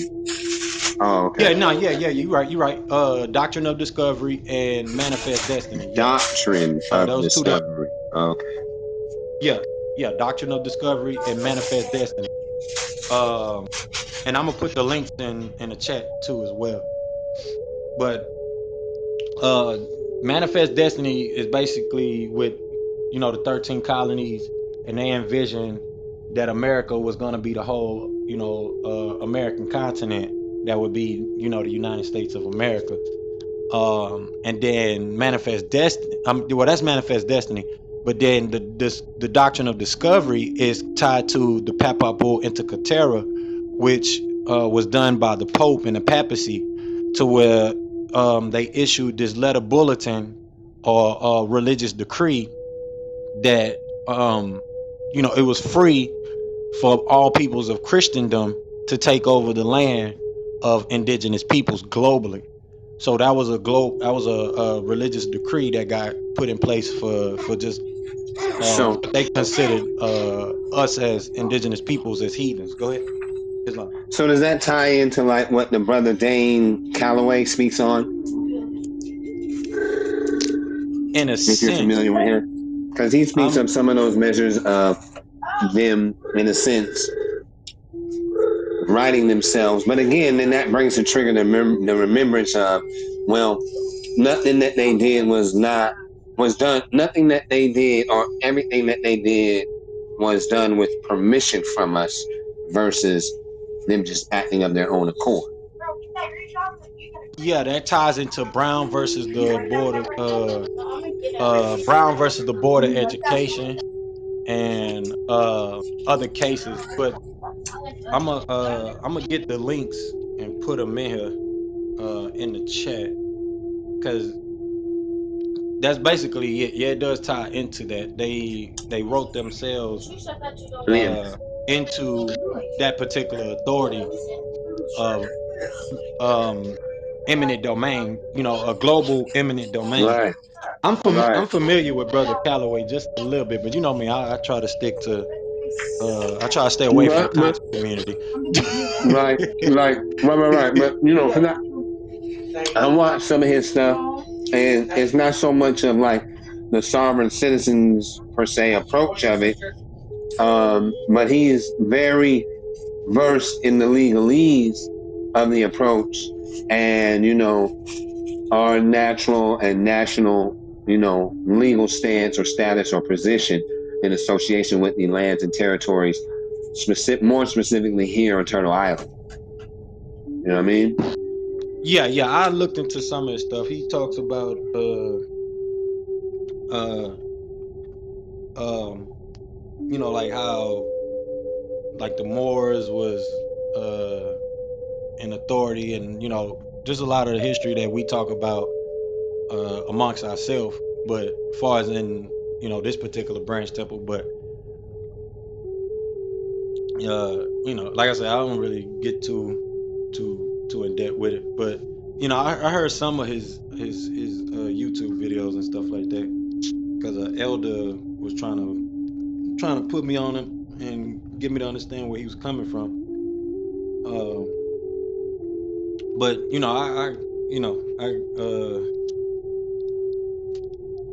like I said, I kind of stay away from the conscious community side of things because the debates and all that type of stuff that be really for me I feel is be pointless, especially when we trying to debate information that's kind of already been proven. So are you closed in that measure of consideration or involvement with others who do have, let's say, the similar juice of intention? Well, not closed. It's just more so, for example, like some of the rooms that be here on Clubhouse where um it's like a direct insult toward the Moors or us as a people. Like for example, like I asked the question earlier that came from one of the rooms. Well, where are the leaders? You get what I mean? The person that asking the question, that's the Right, leader. You get what I mean? So I don't want to get right, into too many of those it's conspiracy theory conversations, and to me it's a like I say, it's a waste of our time when we got real things to talk about as far as our civic engagement. Whether the morals are right, sellouts and all those different type of things, I'm not getting into that type of conversation. You might as well ask, is black people sellouts? You see what I'm saying? So right. knowing the lineage of where those type of conversations come from, you get what I mean? That's why I say I don't want to get too Hmm. much into the conscious community type of things because you know it's a spiritual atmosphere that we're trying to maintain, and Right. keep it on the information that we meet on in the heart versus just just going back and forth about this group, especially when they getting towards insulting uh our tribes and different things like that, and they try to pick apart our different tribes or whatever. I'm not getting involved in that. To me, like I said, it's a Right, waste of right, time. right. It's not right, and I feel you. I'm not interested in the ego bumping on who's right or wrong, who's more. I mean, like, we all here on the earth. What do you mean? You know what I'm saying? So I feel you. Well, that especially if it's somebody that's a new name, you know what I mean. Like you got a lot of work to do to try to compare yourself to, you know, to the grand body of the work of the master teacher per se. You get what I'm saying? Or Empress Or Vernadise. You know someone what I who's in mean? the debt. Right. Or like an Empress Vernadise. If you want to argue with the ancestors and things like that, you go to their grave, pull them out their grave, and you argue with them alone by yourself. That's why I Right. say, you know, what I mentioned to you earlier about some of these people, they got good sales and marketing tactics, or it's just the fact that our people are attracted to shiny things, or people touch touch on the appeal of thinking outside the box. You get what I'm saying? Because it gets, hmm the straight and narrow gets real narrow, if you get what I'm saying, once you start getting more in depth to the information. But like For I said, real. You mean I'm like trying to keep us the straight holding and on to narrow that get like divine rope. tightrope walking. Yeah, so I'm trying to keep us holding on to that divine rope of, soprano with the Allah. So uh that's why I say, to me, I wouldn't, get into it. But it's good information, like he talked about a lot of the Moors that were you know, uh involved in the British side of things and things like that. But, far as, you know, uh us being against ourselves, that that really wasn't the case. And a lot of that just be coming from, like I said, people trying to give you information that sound like it's outside the box. And that's why I said I'm good on the Consultation. yeah, I'm I'm good the on the consultationist. yeah, well, not just conscious community things, you know what I mean? Because 2 + 2 = 4. We all should be on the same page. That's pretty much what I mean, you know what I mean? We all should be on the same page. um but far as like uh like people that, like I said, they want to debate with the ancestors. Pull them out their grave and you go fight with them. If you believe Noble Drew Ali wasn't right about this and this, that, and there, direct that toward Noble Drew Ali, or find the proper demur for the information. Don't let it be coming from a source that we already then, kind of proven to be a distraction, or a way to throw people off from the actual fundamental information, especially if it's not about a metaphysical point. If it's something that you're correcting as, something that's, out of metaphysical point, that's different than something that we could actually document, like I say, 2 + 2 = 4, and really go, look up for ourselves. That's different. Right. Yeah, because the metaphysical, to me, that be like the cop out when you can't explain Right. Or it. you're not, I or try you to don't go. have, the particular degrees of it. When, somebody could tell that it's just like the master teacher. The master teacher came and made certain things clear to the Moors, but then once he started getting more degrees, he came back later on and and still showed, because the master teacher, uh in some of his early script, not scriptures, but his early writings, made it clear that, certain things the prophet was off on. But when he came back years later, he came back and said the prophet was right and exact. Because when you start going into the more in-depth degrees of the information, not necessarily metaphysics, but more higher perspectives of it, then you actually start to see that, oh, the prophet was right. He was just watering it down. You see what I'm saying? So, it's things like that I don't want to get, because it takes us backwards in time. It takes us, especially with the information that's been brought out, and the degrees of things. That's why I say I leave that to the conscious community, the conscious community people. We here to bring people up, you know what I mean, and pull them back into that rope. For example, this sister earlier I was listening to, she was like, she left Christianity to start studying science, and then studying science ended up bringing her right back to Christianity. You get what I'm saying? So it's just those things. Like, we got to understand how the sacred wisdom, the sacred knowledge, and the information that's already out there for us as a people is meant to connect us as a people. If you try to, it's like, the people that in the conscious community that try to slap bad knowledge on Noble Drew Ali, saying this, that, and the third. But if you go back and actually read his actual work with your own eyes, like you were saying earlier, you clearly see that wasn't the main intentions. Especially when he spoke toward those type of claims and dissenters. So that's why I said I don't want to get into those type of things, because it started creating debates for people, and it's not needed when we got to get down to the fundamentals, especially if that's not leading us toward the work that's being done, and it's just creating more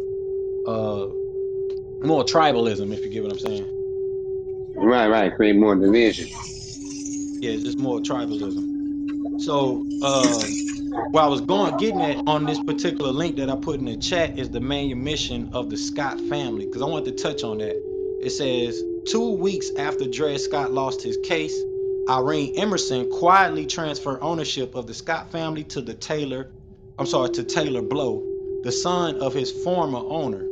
The Blow family had financially supported the Scots' legal case for several years and had turned against slavery since selling Dred Scott decades earlier.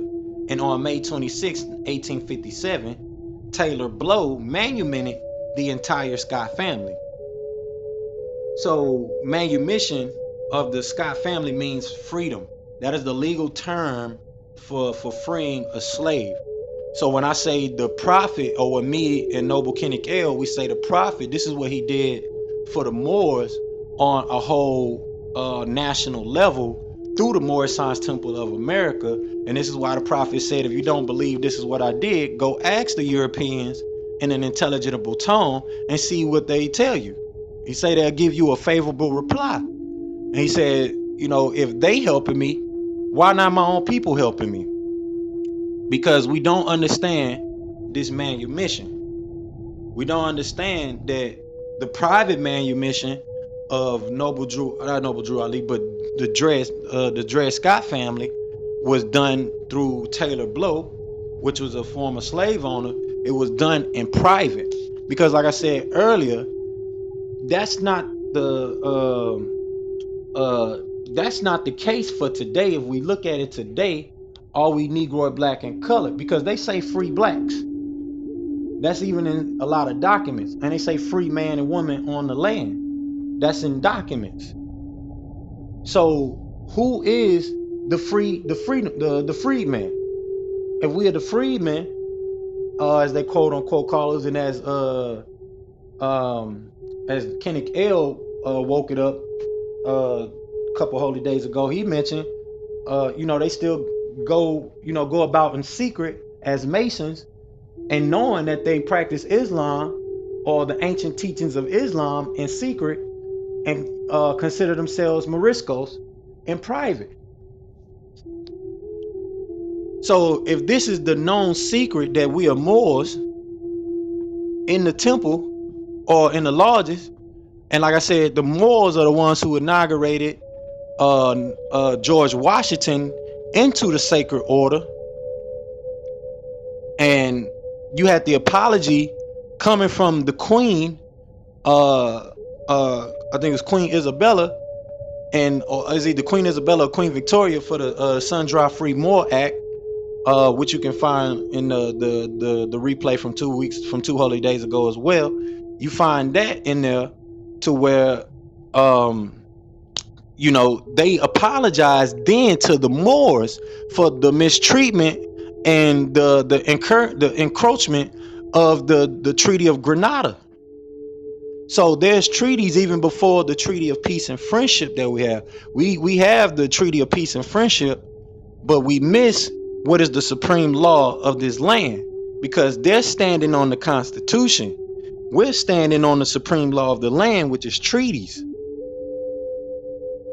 which is mentioned in the Constitution. So you have those that fall under the treaty law, ancient treaty law, and then you have those that follow under more of the new treaties, which is, American Indian brothers and sisters, which they are, not under the laws under the laws of self-determination and international law. Through those treaties, they're operating under the subjection of being called, Indian, just as well as we've been called Negroid, black, and colored. You might as well throw the word American Indian in there as well, right? Because if we understood that Moors are just native people, and that just refers to indigenous or melanated people, then that takes you to the 13th and 14th Amendment, as it says in its commentary. So are Negroid, black, and colored not considered slaves anymore? This the case according to the 13th, 14th Amendment, and it's been changed. Have we done a up-to-date look at the case? Have we really observed this case up to date? It says Abraham Lincoln spoke out against the Dred Scott decision in his famous House Divided speech in June 1858. It says either the proponents of slavery will arrest the further spread of it and put in the course of ultimate extinction, or its advocates will push it forward till it shall become alike lawful in all the states, old as well as new. Do you doubt it? Study the Dred Scott decision and then see how little even now remains to be done. So we know they came together to assassinate Lincoln. But this is talking about that same Bavarian order, right? That participated in the assassination of other presidents, such as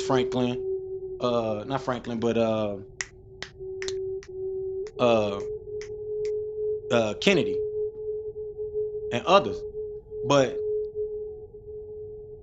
Lincoln was the one who did the Emancipation Proclamation.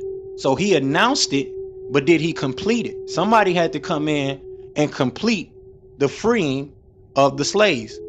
Somebody had to come in that was already in the order to make them free. So if we understand that us as natives, we're the one that gave them the apron that they receive as masons, as builders. Who is the real mason? Who is the real mound builder? Who is the real Albania? We, the original indigenous peoples of these lands. Right, so we shouldn't have the back and forth with the American Indians and your black boulets and your dissenters that say Moors are sellouts and this, that, and the third. All these different conscious community debates. We shouldn't have that. We should be having a whole nother conversation, as we touched on earlier, about what we should be thinking over as a people and going over our literature and having our own laws and customs in our own temple. We got actual real things to talk about in civic engagement versus what the next theme that comes up for us to go at each other's throat about. And we should know by now where these silent campaigns come from.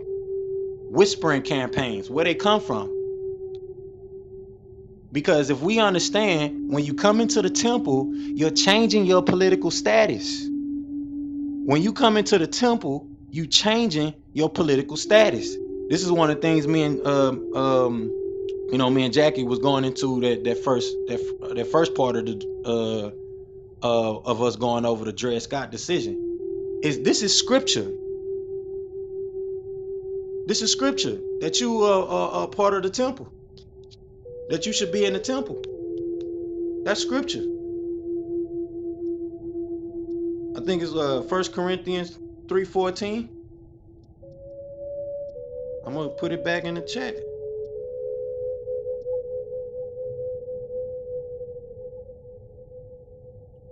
No, that's not it. What was it 3:16, 3:14? Let me see. What what Yeah, chapter or 3:16. what book? 1 First Corinthians Corinthians. 3:16. Yep. You want to read it to him? Put it on the Yeah, record. hold on. Yeah, hold on. First Corinthians.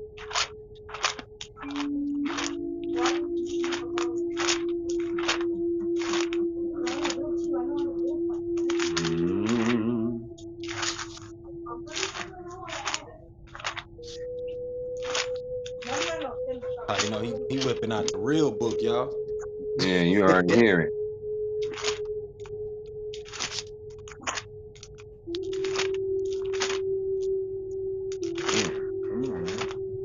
Hear the pages flippery of the pages.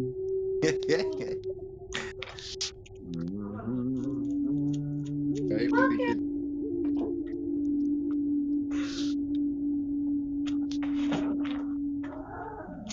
Hey, now don't start messing with that thing, creature. You hear me on the phone? I don't want to hear that creature making all this noise. I put the links in the chat too, by the way, y'all.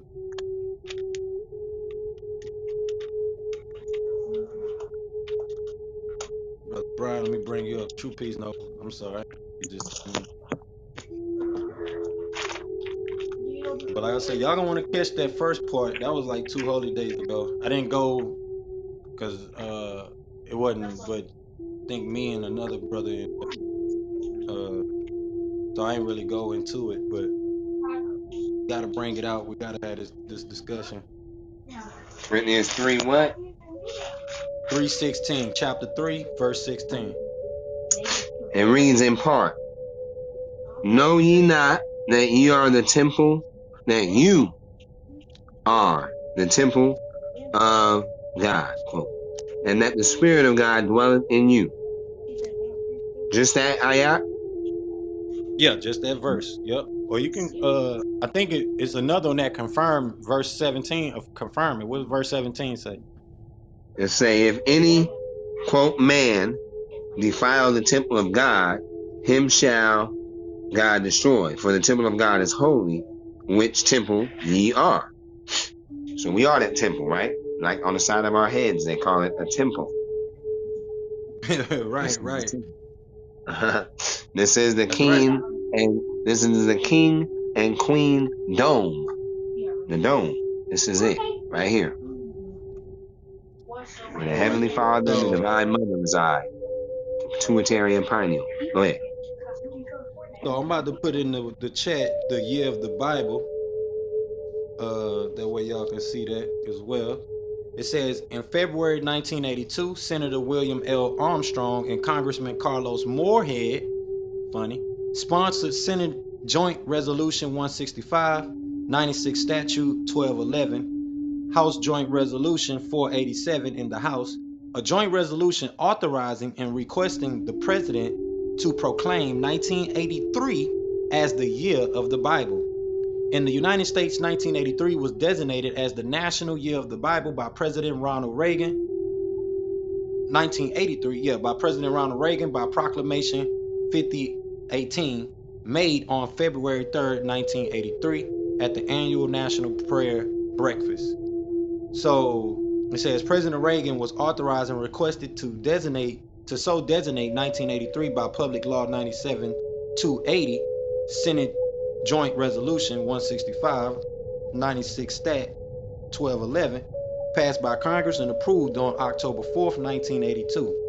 It says the law recited that the Bible has made a unique contribution in shaping the United States as a distinctive and blessed nation and people. And that, quoting President Andrew Jackson, the Bible is the rock on which our republic rests. It also acknowledged a national need to study and apply the teachings of the Holy Scriptures?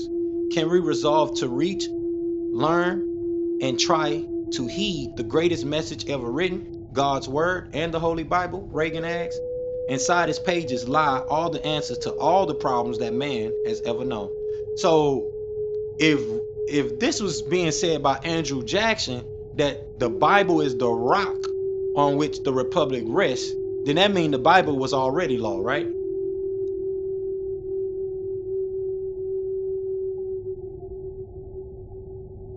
Y'all follow me? That means the Bible was already They law of got this a whack country. phone that be having jet lag in it. But to me, or being applied and used as law. Right. It was already law of this country. It was the rock. It was the foundation of the law. So if we understand that we, the temple, is where you change your political status, and it doesn't matter what type of tribe you are, whether you Iroquois, whether you Yamasee, whatever. Every tribe has to have a spiritual gathering, and they make insults about God or the supreme being, etc. But native people had the Kachina, they had the Thunderbird, they had the sky gods, the people, the beings of the sky. So if we keep getting caught up in the religious controversies, we're gonna miss the boat. You see what I'm saying? And this is why we got to focus on things that are of real importance for our civic engagement. And this is what why we, like I said, our schedule here in the temple is based on natural time. So when you bring your body, your being into the time that we open up the temple and we do what we do, that's setting you in alignment with natural divine time. Especially if we grow and we grow how we supposed to, because we understand the things about time, but that the because brother Mo, uh he kind of in Noble Rahim, he over there in California on that California time. That And I'm way up here in the northwest. Yeah, so y'all catch the 6 o'clock, but y'all still get to participate in the reverence that happens. I think Simone and them, they on the East Coast time, so they already an hour ahead in the mental reservoir before we even get started. So and even when I was on the East Coast time, that was still the same time we would tap in. But it's the fact that we tapping in at that particular mental reservoir time. And like I said, this is when those portals is open. So by the time we close out here, the time frame for y'all should be opening up over there on the specific time. But the importance of that is just understanding we come together as the Berberba. You get what I mean? We come together as the mosque. This is where your political jurisdiction puts you under that decentralized autonomous jurisdiction. Your nationality card is the only thing that you really need. Um, this is why we have the link that's pinned up there to the top of the room, which we're gonna go into after we touch on some things that y'all want to make a contribution of. I'm gonna try to go through it as quick as possible. Well, I see too, having read a little bit in the year of the Bible, I see too where, as an adept, it's not to cut off the Bible and the religious side of the measures, for lack of a better word, right? It's morally to correctly overstand its part and its application and its association relevant to this corporation that we are a part of, and how to aid us in moving forward using this tool or that manual. Right, right. I was reading a little bit more of what it was saying, and what these mother suckers was acknowledging the Bible as. outside of just religious, belief system and so forth, but it's legal, or as they say there, it's designation by public law 97-280. You know what I mean? Uh-huh. And so, that's why to me, it's like when you have what do you want to say, the religious side of overstanding in law, then you overstand its measure of application in whatever you're presenting or putting on public notice for you and, for yourself and those of your, community or whatnot. Go. The first saying of the prophet was I brought you everything it takes to save a nation. Take it and save yourself. And they say when he said that, the prophet was holding the Holy Qur'an of the Moorish Science Temple of America and the questionnaire book, showing us that's what we need to save ourselves. So all we need is to understand our theological principles and foundation. Everything else, as far as asset management, you know, wealth management, investment advisory type of things, and private banker and all that. The prophet said in Act 4, like I read earlier, is we not here to overthrow or change the laws or anything. That's not what we're here to do. We here to have Moors that have certifications, that have license.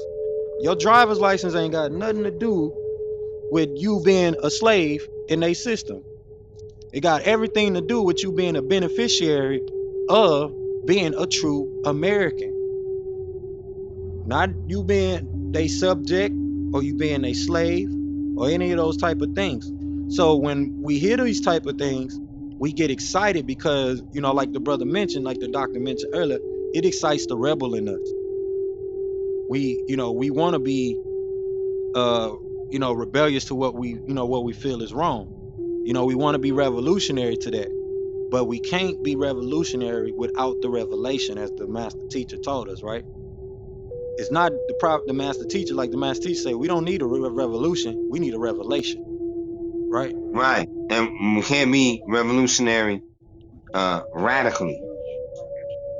That's what was coming to me while you were saying it. Like, not no radical crap. You want to be, adept and learned.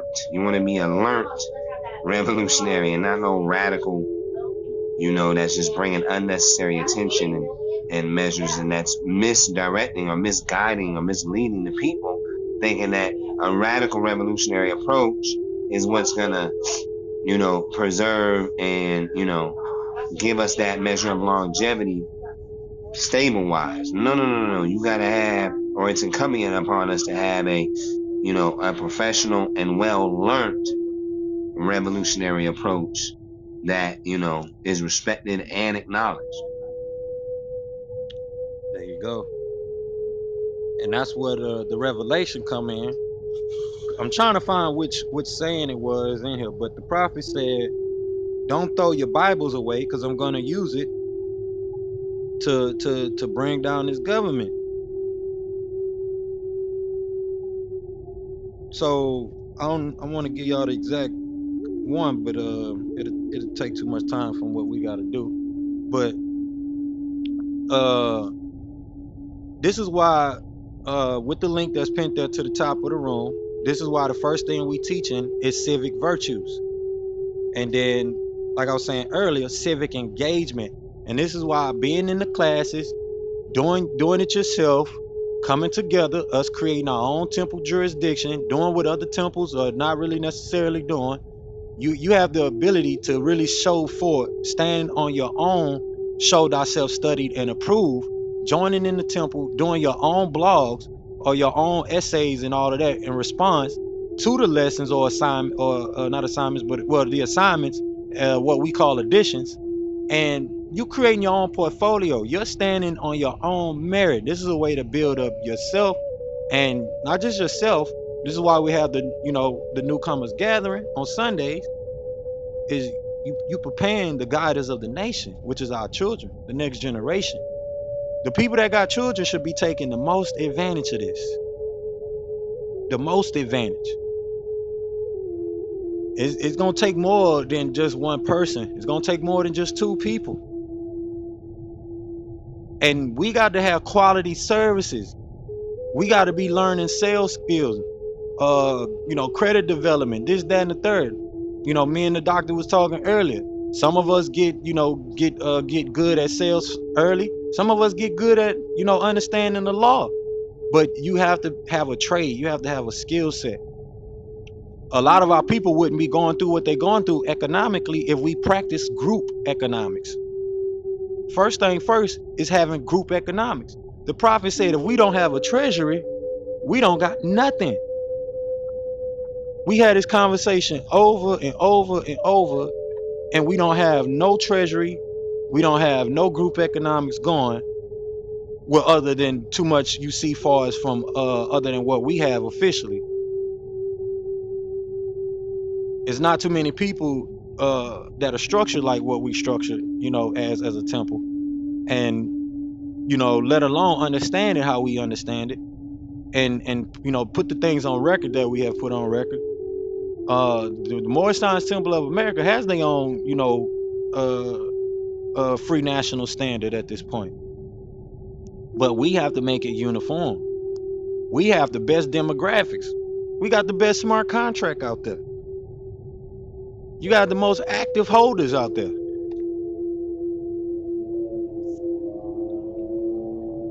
But we got to get our minds right when it comes to what we're doing. We got to get our minds right and in alignment when it comes to what we're doing. Especially showing, that we got good quality products and services. And that we could pertain to the, not pertain, but we could, concern ourselves and take up the responsibility of these necessities. It says all necessities. All necessities. The emergency fund is one of the very first funds this country has had to raise capital from us as a people. We had our own taxes going back to the 1900s, to the 1920s. Just imagine how much that is worth. Just imagine. That's almost 100 years ago. That is 100 years ago. It's almost 100 years ago. So imagine how much value just sitting there, and nobody's doing the books for us as a people. Because this is bigger than just, having a smart contract and all that, this, that, and the third. If you don't know what you're doing as far as being a professional accountant, being a professional, even if you, doing labor work, welding, whatever you're doing, if you're building construction for the houses, for the houses that we need, for the cities that we need professional people. We need to be raising them up. Like the prophet said, this is more than just about that dollar. This is why I'm here every week, to get us on the right track. That's why I'm here when it's just one or two people here. Because somebody got to be here, like the prophet mentioned in the sayings. Grand Sheik, sit there for about 45 minutes. Nobody come, then you leave. All the ins and outs that we were given to do, we don't have to reinvent the wheel here. We getting caught up in the same controversies that's already been had, arguments that's been hashed out. We got the same issues. We got the same splinter groups. We got the same COINTEL groups. Paid for. People that get paid to do silent campaigns. People don't even understand they under these microwave controls at this point. Voice to skull. They don't need no button. They don't need no chain on you. Voice to skull. Yo, people not even realize they not even thinking. You just hearing things that are floating through the airways. You're not even thinking. Do you even know if your thoughts are your own thoughts? They don't want me preaching. They don't want me waking it up with the true metaphysics, because it'll be leaving these people to the wayside. But I gotta start where people can get a foundation at. I'm not here to be the coolest person in the room. I'm not here to be the smartest person in the room. I'm just here to make sure we get to the destination. We got a designated place to be at a designated time to do a designated thing. You should know what I'm talking about, doctor. Word. And so having read through a little bit of that manifest of destiny thing, and that led to where in those time periods where they were having conflicts was, some didn't agree with that method of quote expansion of an agrarian approach, where others wanted a more political democratic version um, of measures. So they were having disagreements in their pursuits of that quote manifest destiny, along with the doctrine of discovery and the year of the Bible, because all of that shit was relevantly in the same time period, 1845, 18 30 something I was reading. So all of those were in a measurable stretch of causation or time where these things were trying to be sorted out. You know what I'm saying? Right. And as you can see, as it keeps, if you read between the lines, you'll keep seeing that it's the same special interest group of people, Right, right, same fraternal and sorority order mindset. The ontology of the thinking goes back to the same source of people. And we should right. know these things by now, but we got people, oh, the Illuminati doesn't exist. Well, I can pull up Adam Weishaupt real quickly on Google.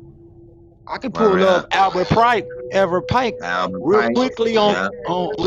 on Google. But you tell me that these things don't exist, or this wasn't this and that, this, that, and the third. I'm not here for the conscious community debate. You get what I'm saying? I'm here to lead us into the next level of thinking that we was reformed with the information was reformed for us to do and left for us to do. But you got even Nubians that don't uh that of that particular law and custom of Nubians don't even see the information that was left that leads us into this. And much respect to those brothers that are still doing things, but the things that they're trying to do has already been solved if they would come together. And I say this all the time. I hate for us to keep running in circles and you know shooting ourselves in the foot, because the point is, if you know you dealing with what you're dealing with, and you keep missing the fact that you're dealing with paramilitary groups, you're dealing with special interest groups, and you do not know how to address them from the Masonic jurisdiction of things, then you're gonna keep losing the battle of the everlasting gospel. If the prophet, like I said, the prophet said he's gonna use the Bible to bring them down. So that means we got to go into the scripture. That means we got to go into the jurisdiction of these special interest groups. That means we have to stand on our ancient fraternal and sorority orders and stand it. Joshua was a part of the order of who, y'all? Who was Joshua a part of the order of?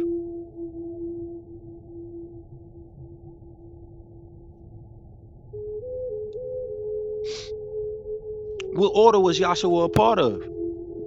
The ancient mystic order of Melchizedek. Book of Hebrews, chapter 6, 7, 8. So if all fraternal orders come from that particular fraternal order, why is it so hard for us to understand that you have paramilitary groups? It's called the Knights of Malta. That's a fraternal order. ETC, I can go in. Why is it hard for us to understand that it's that particular order of things, the order of the day, that need to be addressed? You understand me? Because if we keep misunderstanding what they took him in there for, and they made up all these different controversies, they created a controversy. And every day you got people who got paid for it. You got people who claim to be victims of it, claim to be a great understander of this, and done their research and that and this, that, and the third. That's why, no. To the point that where they show and prove they are who they're talking about.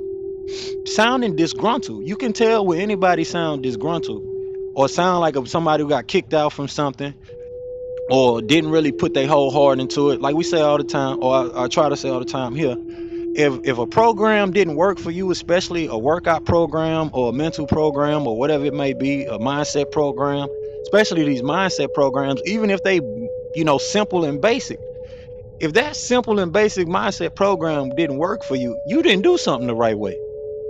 It's somewhere where you messed up on, because it's all 2 plus 2 equal 4. I don't care if I got to use sticks, if I got to use fingers, cars, I'm still gonna get 4 cars. I'm still gonna get 4 fingers. I'm still gonna get 4 sticks. It's a program that is meant to is structured a certain way. Now, if you're talking about a disagreeable program, you still gonna get disagreeable. You still gonna get disagreeable. If it's an agreeable program, guess what? Either way you try to turn it, baby, you gonna get agreeable. You can't turn oil into water. Or I mean, you can't, mix the oil in the water. It don't mix. Like the scriptures say, how long will you try to turn, good into evil and evil into good? It don't work. It don't work that way. So until we see what's behind the actual veil and operate that way, even tribes have spirituality, even tribes have religion. This is where it comes from. This is why, like I said earlier, the natives is the one who gave the apron to them. That is their badge of innocence, right? Not to be revealing too much, but if we not waking it up, we don't understand simple basics. It's like, because that's step number 1 is getting your apron in the lodge. But we wonder how to get the master teacher on this, that, and the third, and somebody sit here and created a whole tribunal for you every day, a Rex courier for you. You have your courier. You can go and be a part of an actual temple. All them people that's skilled in the law, that's good and dandy. But if you're not bringing it back to the temple, what are you doing?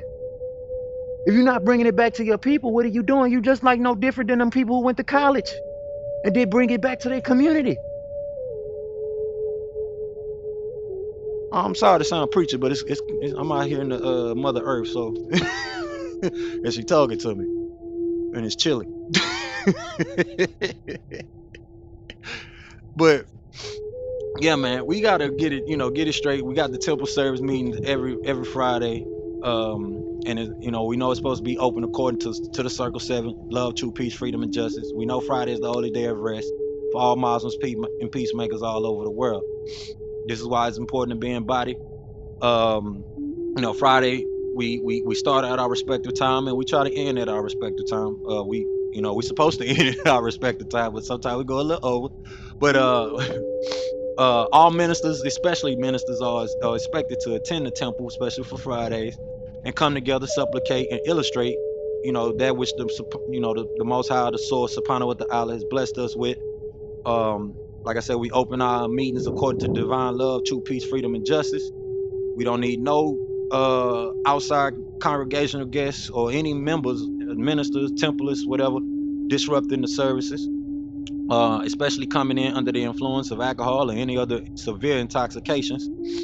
And make sure you wear your coverings, a spiritual covering during this time. Like I said earlier, this is a special time that we open up, and so you want to be in your spiritual garb during this time.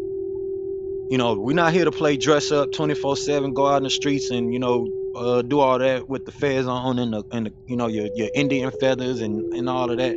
This is the time where you want to be doing that, and meditating and drinking water, no food, anything like that, and taking that time of fast. Not just fasting from food, but fasting from the ways and the noise of the world. We have our Sunday school, which must be taught by the ministers and things like that, and we go over the temple one-on-ones. On Friday is more so the instructions, the holy instructions, and the literature, just so y'all know. And then we gotta have our Sunday school adult time after the children. The children should at least be 1 to 2 hours. So on Sunday, you can bring your children to that link that's pinned up to the top of the room. Get them involved and go over this, an hour before we even do the Sunday gathering. This is how you making sure you tapped in, not just you tapped in, but the next generation, who are the guiders of the nation, as we say, are tapped into this information. And I'm just going through this real quick so that way we could kind of get out of here. I don't want to hold y'all all night. Um, and go through these holy instructions real quick so that way we make sure we know we done our divine work and duties here for the day. But once I get done with this, we can open it up for the contributions, and then I'm gonna close this out with the literature. But the Sunday school is it's pretty much mandatory. No disruptions during the Sunday gathering, the newcomers gathering. And you're supposed to attend your meetings on Sunday as well, your newcomer gathering as well. So that's mandatory as well. And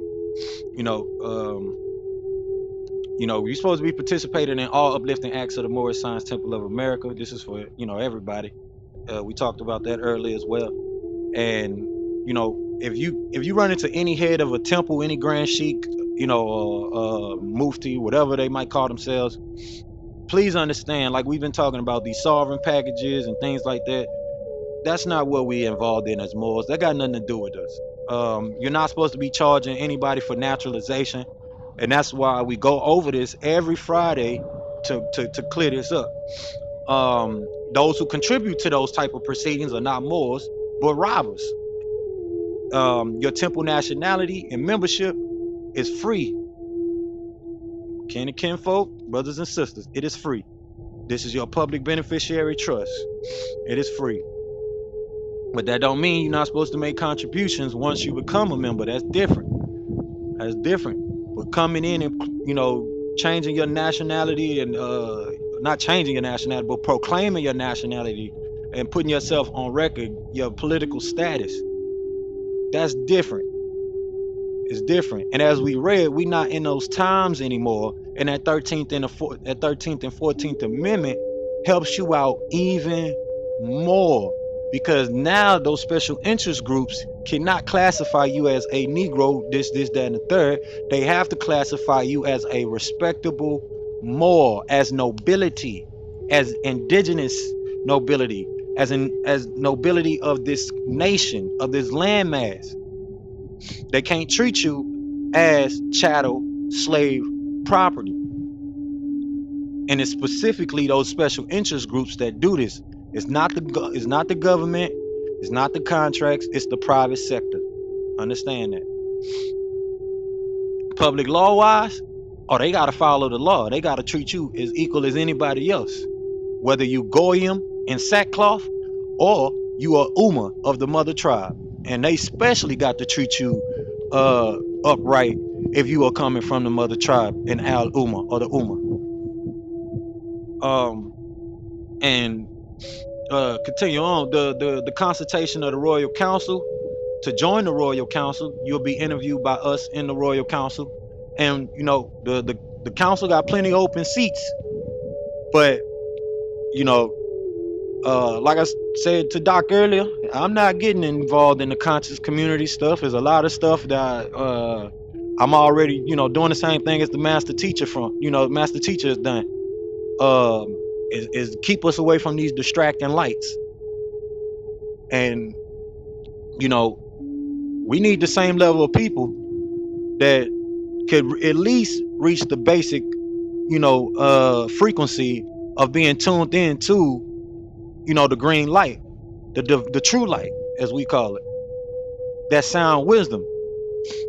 Because this is what we're here for. We're not here to reteach people religion again. The master teacher did that for 30 years straight, 30 years plus. I'm here for the people that's ready to turn their body into the spirit body. They got the natural body, but now you ready for your spiritual body. And do these economic works that got to be done. A lot of our people come up dead, missing, and a whole bunch of other things. So you got to know how to move. You got to know how to navigate the seas of commerce. We are not just anybody. The people that are hearing my voice and taking heed to my voice and a divine message. We ain't just anybody, so we can't just be anywhere talking to any who, especially with these things that are, supposed to be downloaded through your head and your heart. There's already too many of our people that got taken off the board with these divine, instructions and inventions and provisions and things that have came down. We don't need to lose anymore. We got to create an economy of scale. We got to create our own cities. We got to create our own towns. So you got to be, sound vision, sound wisdom. You got to be sound. We're not here to participate in cronyism either. Just leaving people on the council because they friends. That's not going. That's not cutting it. We definitely not here for the fugazi. I am not. If you're not familiar with this ancient warrior incarnated, I'm not with that. I will pull a card coattail in less than a nanosecond. You feel what I'm saying? And so for me, it's just being more endowed and adept and learnt in the accurate, correct procedures in what we're doing here for, our proper status of, stance on our soils and territories. You know what I mean? And like I told my dear brother Lawiy that I will be pulling coattails, both those on the other side of the fence and those on the other side of the fence. You know what I'm saying? Because we don't have time for that. According to the Gregorian calendar, we're in 2022, heading into 2023 of the Gregorian measurements of things. You know what I'm saying? And so, on a grander scale of awareness of, happenings that are happening and things that are building up to a grand happening or intent from those on the Draco side of the fence and those of us on the ethereal sides of the fence, I'm just happen to be one of those warriors that's going to pull those coattails and off with their heads type deal. You know what I mean? And it's that serious. Yeah, because we already won the great debate of great debates. So Nubians out here, or Nubians out here, and people that are, in tune to that sacred information of the true light that the master teacher brought, should be doing the best economically, should be doing the best financially, should be doing the best, technologically wise. We should be top notch at every part of the field because we have the information. We have not just the knowledge of the right knowledge, right wisdom, but we got the sound wisdom. We got the divine sacred information that, invigorates your chest, that opens up your chest, that really excites, and activates that solar plex. All the other stuff could be left to the wayside, and fulfill your divine purpose. So, we understand our calling, but like I was saying, that's for those that are, coming in to be in the Royal Council, to proclaim your nationality. That will happen the next holy day. So if you would like to proclaim your nationality, just let us know in the chat or back channel us. And you'll be given the mandatory requirements to earn your free national name and royal title of nobility as a true American royal. Like I said earlier, we are the true Americans. And this is in alignment with chapter 47 of the Moorish Circle 7 Holy Quran, Egypt, the capital Dominion Empire of Africa, the Moorish Prayer, chapter 25 of the Moorish Quran, our Holy Covenant of the Asiatic Nation, the 101 Quran questions for Moorish Americans, Asians, and Africans, the Divine Constitution and bylaws, and additional laws from El's Holy Torah, El's Holy Injiyl, El's Holy Quran, and our family guide. And this is taught through our Civics 101 course that's pinned up at the top of the room, and our global interdependent school district and sacred halls of learning. So, as we understand in the past, sacred the halls of learning were controlled by men, but now we bringing it, with that divine feminine energy that comes from the beehive, and it can be oracled through by men too. So just understand a lot of our people are out of whack with the sacred information of the divine feminine, and just that inheritance that come with that. Because a lot of us have no idea, no idea about the goddesses that we studying. Especially when like I said, we got all these conscious community groups and things like that out here that that misinform a lot of us about them and how we lived as deities and deities. So once you learn these lessons that are in the Civics 101, the link that's pinned up there at the top of the room, you'll be interviewed by the Royal Council. And then you'll be pretty much interviewed to see if you are qualified to represent yourself as a faithful Moorish American or Moorish African or Moorish Asian or as an indigenous peacemaker, communicated to the ignorant for their instructions and communicated to the wise for their improvement. But once you are cleared for these mandatory requirements, then you will be naturalized by either your Grand Sheik or your divine minister. And this makes up the Holy Shahada, the proclamation of nationality, and the procedure and pronouncement of your nationality, which is held on Holy Day, like I said. And then you will be ordained a El Bey or a Day, and then given your royal title of King, Honorable, Lady, Noble, Naya, Prince, or Princess, either or. And then receive your nationality card, which you can get from Brother Kennick L. If you click the temple, the gray block of words at the top, join us, go to the members, and then look for Brother Kennick L and let him know that you'll be trying to get your nationality card, and give him your information so that he can get that over to you. And then the next holy day, you'll be, standing wherever you are, and then recite the authority of the Moorish Science Temple of America. And it's according to that document, and also the Herd's revised statutes that give the Moorish Science Temple of America and now Asia and Africa the authority to restore nationality and birthrights of the lost Asiatics of America, and also Africa, Asia as well, and all world islands. So it doesn't matter what indigenous tribe you're connected to, what part of the earth you're connected to, through that structure, and this the holy covenant of the Asiatic nation is referring to the divine covenants of the Asiatic people, the people of the East, of the sacred wisdom of the East, which is us in the scriptures, us that walked all over the planet Earth, even Asia, and left the sacred knowledge over there in Asia. If it's Africa, etc.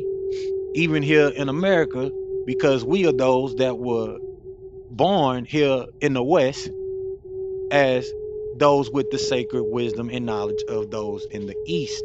So we are that new world of people, the people of Atlantis and Amexem, stretching from there back over to here in America. Once you do that, you're gonna read from the back of your card that Allah is God, Noble Drew Ali is the Prophet, and I'm Moorish American, Asian African, or World Islander. And that is the summary of your Moorish clarification of faith, or Shahada, your national pledge of allegiance. Simple as that. Not the sovereign citizen package, any of those other things. That is how you proclaim your nationality. It's not paperwork. It's not nothing else but you doing your baptismal. And if you've done that already, then you already are in the proper status. If you don't have a temple home, here goes your home. You have a home here with us, branch temple number 24 of the Moorish Science Temple. And our branch lineage goes back to Supreme Grand Sheik Noble Meli El, who is the last Supreme Grand Sheik appointed by Noble Drew Ali himself. Somebody about to say something, Islam? No, I was thinking of and also if you take your Shahada, correct? Yeah, that's what this is. The Holy Shahada, the national pledge of your national pledge of allegiance, or your nationality proclamation, either or Right. yeah, Yeah, proclamation of because your we writing nationality. mine in DC. So, like the master teacher said in the United Nuwabian Nation of Moors Constitution, The information just has to be communicated. That's it. So once you pronounce that you are a Moor, the master teacher was a card holding member of the Moorish Science Temple of America, but he was already royalty. As we discussed earlier, um, me and Doc, we was touching on this earlier. He was already royalty. He was already in the Wealthy temple. and abundant. He was what you said, Noble? I said he was already, like you said, royalty, and then I added wealthy and abundant. Wealthy and abundant, and in the temple. He was, Facts. in the temple of the Muslim Brotherhood by Sheik Dawood. It was certain things he didn't Facts. understand until later, far as the law go later on. But when he started to research his mother side of the DNA, but that's when more things just started opening up for him, and then he got involved with Hakim Bey, Noble Hakim Bey, all honest to Hakim Bey, and uh, started taking the everlasting gospels that we're supposed to understand and really, really waking it up, waking the temple up, preparing it for us in this day and time. But we don't have enough of us out there, and it's a remnant. It was meant to be a remnant of us that gives this information. And like I told Muz, they said many are called, and then they said few are chosen, and then I clarified, and less than that actually make the grade. There you go. There you go. I mean, do we want a city and townships with just the same mentality of people, or are we trying to change the paradigm for real? You see what I'm saying?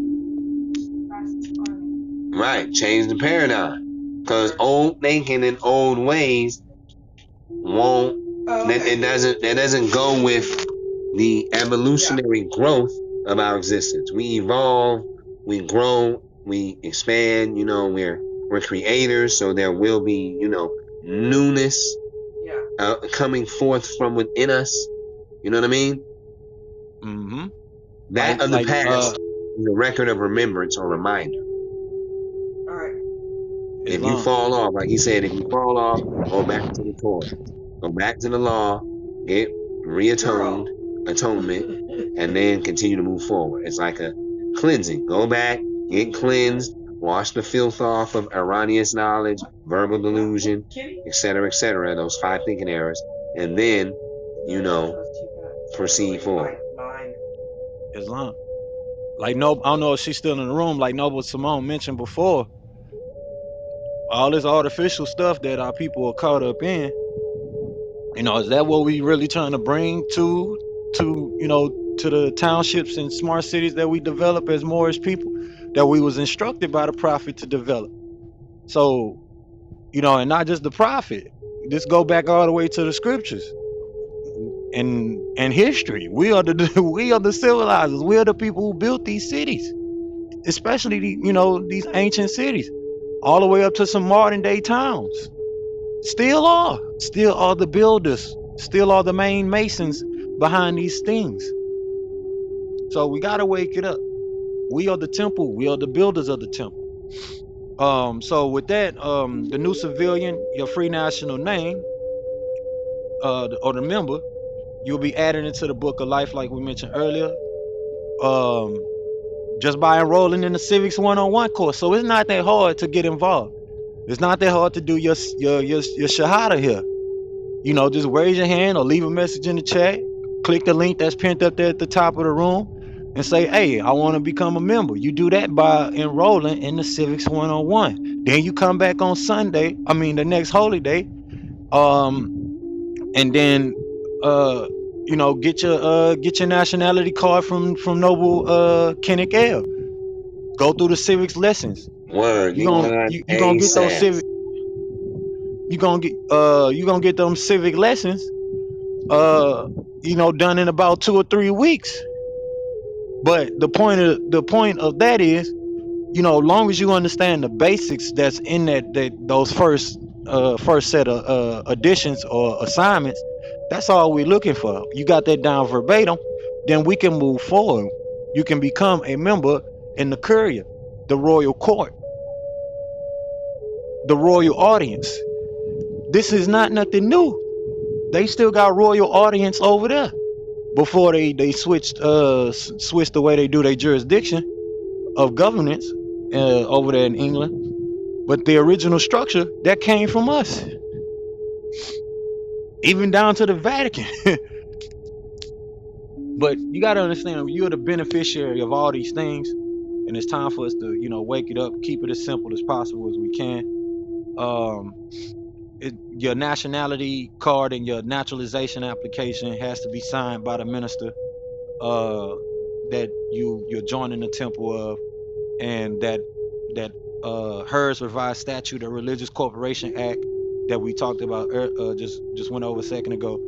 That is what deems us a global interdependent school district and an incorporated and chartered Moorish Science Temple of America, now Africa and Asia, as a religious trust and a theocratic government structured and established in 1928 on August 20th. And this is the true global trusteeship system for the whole entire world. We're a little over already, so if y'all want to go in on some contributions, y'all can. And like I said, I'm gonna close this out with the actual the literature from the prophet.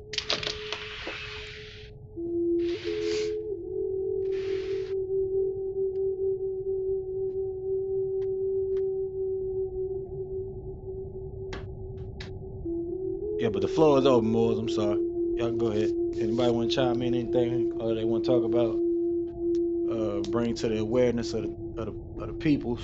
Go ahead, feel free. The floor is open.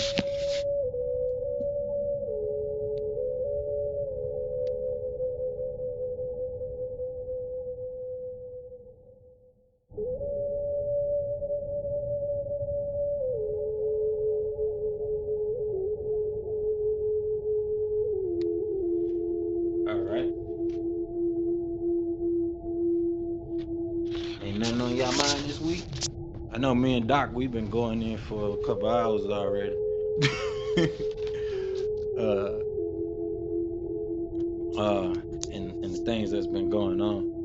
I know not too much happening, too much major in the financial world that's already been going on, other than the debts and uh, things like that. Donald Trump trying to run for office again. uh, but yeah, the main thing we got to get is coming together, doing our civic engagement, and this is the time to do so. We have a lot of other things that get put in our people's faces as a distraction. So really, like I say, use this time to really use this time to really understand the information that all the noise is meant to keep you from, because you got to sift through it, and you're blessed to have somebody that can help you sift through it, because I know the people that helped me get here, I let them know every day I get a chance to. I really do appreciate it, because the noise, man, the noise that is out here, I had to be on my Mr. Miyagi a lot, because our people are innovative. We crafty people, nothing wrong with that. But if we put it in the right direction, man, we'll be the change that we want to see. I'll tell you that for sure. We'll be the change that we want to see. And you got a community here. For those that know, like I said, we got our own smart contracts and all those different things going. And understand, you are the temple. The temple is the jurisdiction. So these people's talking that talk, make sure that they are part of a temple. Ask them what branch temple they are part of. A lot of them can't tell you or give you a branch temple lineage that they are a part of. You gotta really do your due diligence. But you have a space here that's giving you the fundamentals, so we can do such.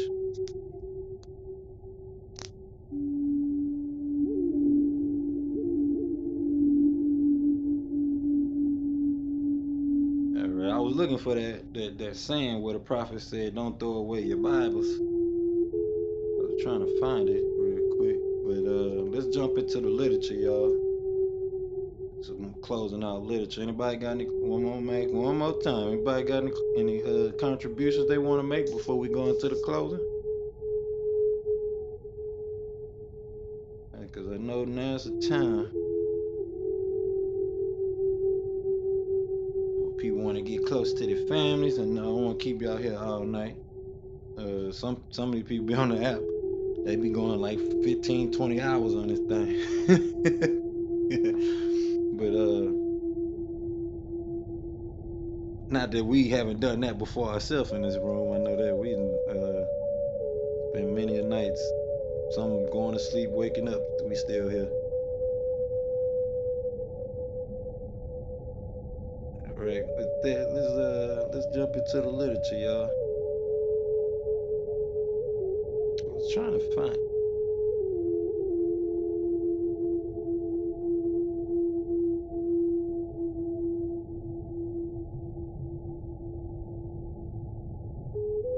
All right, I can't find it. I bet y'all find it as soon as we close out. As soon as we close out. I know this is saying number 122 says anytime a Muslim goes into a church for any reason, it ceases to be church and it is a temple. So when y'all see the topic at the top that say church, this is actually because they don't have the word the topic temple, so we use the word church instead. But for us it means the same thing. Especially when they ask why is it under the topic of church.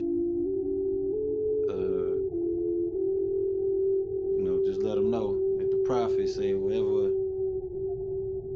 Muslim go is actually not a church, it's a temple. That's saying 122. But yeah, I can't find it. So I probably, like I said, I'll probably find it as soon as I close it out.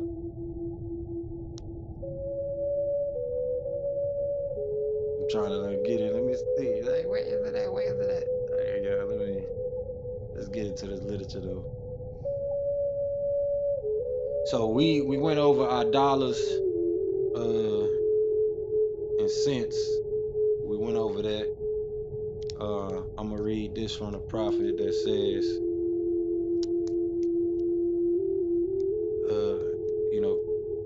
come on in. But this is a plea. I mean, no, not a plea, but this is some sayings from the prophet, or the prophet speaking to the nations. The prophet says, if you have race pride and love your race, join the Moorish Temple of America and become a part of this divine movement. Then you will have power to redeem your race, because you will know who you are and your forefathers were. Because where there is unity, there is strength. Together we stand, divided we fall. Come, good people, because I, the prophet, sent to redeem this nation from mental slavery, which you have now, need every one of you who think that your condition can be better. This is an open field to strong men and women to uplift the nation and take your place in the affairs of men. If the Europeans and other nations are helping me, why not you? It is your problem. The Negro problem is being solved only as it can, and that is by the Moorish National Divine Movement. If you have a nation, you must have a free national name in order to be recognized by this nation as an American citizen. This is what was meant when it said, seek ye first the kingdom of heaven, and all these things will be added unto you, by the prophet Noble Drew Ali. So, yeah, come get involved. Come link yourself with the family of nations. This is what the prophet was trying to get us to understand. And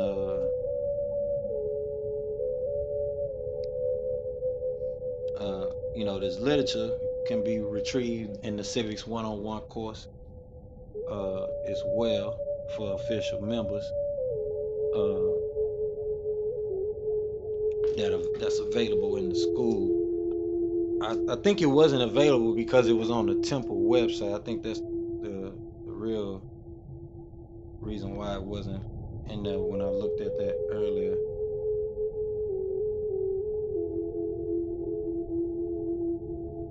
But we're about to go over these proclamations here from the prophet.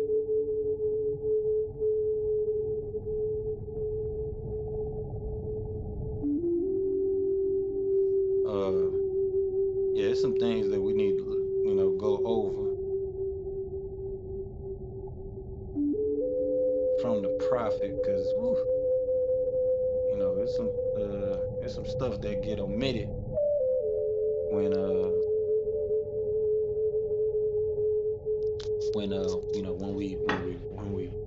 when we in the temple.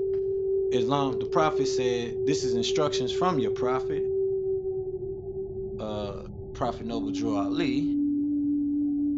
The prophet said, be faithful unto your forefathers' divine and national creed, that you will be blessed for your good deeds that you sow in the flesh. Allah is the one that judges the world, and his judgment is now on. But the weak can comprehend it not. The end of time is drawing near, so says Allah to his divine prophet, Zabuwr. And that is why many hearts have been turned to stone, and many have eyes to see, but cannot see, ears to hear, but cannot hear, lest they would be confounded of their sins. These are the trying times. These are the trying hours now, dear Moors, and every evil spirit is moving, and they are trying every weak mind to overthrow and drag out the true foundation that has been laid, and to cause confusion in the minds of the ones that do believe. But if you have the true love of Allah and the spirit of your forefathers, you fear not what you hear or see, but will sacrifice the utmost of your very life to protect your movement and your prophet. Watch your enemies, dear Moors. Your enemies are the ones that speak against your prophet and ridicule him to the very least, and the ones that speak against your divine and national principles of your temples. Act accordingly, and Allah will bless you for your good work. True peace. Your divine prophet, Zabuwr.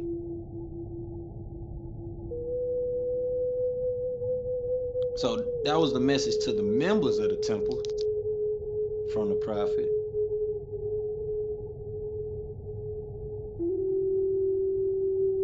This next one I'm about to read is called Following Our Leaders. This is a real short one. The prophet said, the thousands of Moorish Americans will follow their leaders, regardless of propaganda put forth by those who have designs to hinder them in the work for the advancement of their people. We will not stop to question the requisites, qualifications, nor anything else, so long as our leaders who have investigated and passed on the course of action which we feel is enough endorsement for us to act. We have long known that the first attempt to crush the leaders of any movement or organization is to plant dissension among their followers. Such will never be the case with the Moorish Americans, for when we have chosen our leaders, that within itself tells the world that we are going to follow them. All of the knocks and slams that come from anyone against our leaders will be ignored by us. Where they lead us, we will follow. Oh, how wonderful it is to follow the Lamb wherever he go, for those who know. But with that, man, let's get into these proclamations from the prophet. I want to read this one that's called Demanding Hours, because it speaks to the message Doc was bringing tonight. I'll go ahead and read it because it says some things that need to be added into this too as well. The prophet said, the ideal inculcated in the purposes of the Moorish Science Temple of America is to have everything that belongs to us as a nation that has become part of another nation, just the same as all other European groups are doing. Free national standards. We must have the history of our forefathers taught to our children. We have ceased to calculate our history from the landing of the first 20 or the close of the Civil War. While all records of the tombs in the old world are proclaiming our glory to the nations, We have come now demanding that we be given credit for the great work done in the past by our ancestors. We are not asking others to give these records to the world for us, but we demand that such records be broadcasted to the four winds by us and for us. Fubu. The prophet was saying Fubu. Hey man, I don't know who know, but if you know, you know. The prophet was saying, put your Fubu on, man. Give us that Fubu. The prophet say, a pride that goes with the knowledge of great deeds will serve to cause our prosperity to take heart and look into the vast future with a hope eternal. Such can never be done except that they be taught who they are and where they are from. Yes, we are demanding that these things be done, and we know that it will require some time before we have created that consciousness in others of our group to assert themselves likewise. But that day is coming when such will be the case. So we got to demand, you know, the message of, especially the work that the master teacher did to show the glory, you know, of our ancestors through the good, the bad, and the ugly that he had to bring out. You know, it was still, you know, overall, you know, just lining everything up, and you know, it was more good than bad that got revealed, especially with, you know, how in depth the master teacher went with the knowledge. So we got to bring that and demand ours. So with that, let's get into these proclamations from the prophet. Islam. Let me switch out the link in the chat so we can go ahead and close this out. I gotta get our website back up. Gotta get that going because there's some things in there that we need to be going over, especially about our civic engagement that I usually would touch on. I'm gonna have to go back and read. I'm gonna have to go back and read. I'm gonna have to go back and not read, but listen to some of them old replays.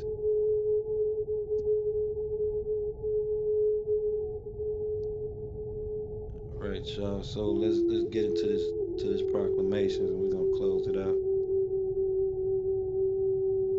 All right. Islam, the prophet say, I'm glad to know that I have a few faithful Moors among you all, and I desire for them to know the truth and the divine truth. There's a host of jealousy about me and the movement now by the same people of our side of the nation that claim that I was only a joke and unreal. But now, since they have found out from the government officials and the nations of the earth that this is the only sole foundation that all Asiatics must depend upon for their earthly salvation as American citizens, they are working every scheme that they can to disqualify me, so they may take charge of the situation. I have notified all these things to you long ago in the past. It is through the faithful Moors that attribute to the movement and uplifting funds. The ones that paid their divine respect to me in the movement will be remembered. That is why I am calling upon all true faithful Moors. I'm calling upon all faithful Moors to increase their faithfulness to me, your prophet and your divine Moorish movement. I need finance and I need it badly. Never before have I needed finance so badly as I do at present, so I can shove aside the discord that is facing the nation. It all comes through jealousy because of my fame and nobility. The nations of the world would not recognize the movement without me, the prophet, being head. It has been proven by my works, which I have performed in the past few years. Prophet Noble Drew Ali. All right, y'all. And with that, we're going to jump into our other message that the prophet wants us to read in every temple meeting. And then we're going to close it out with the prayer, y'all.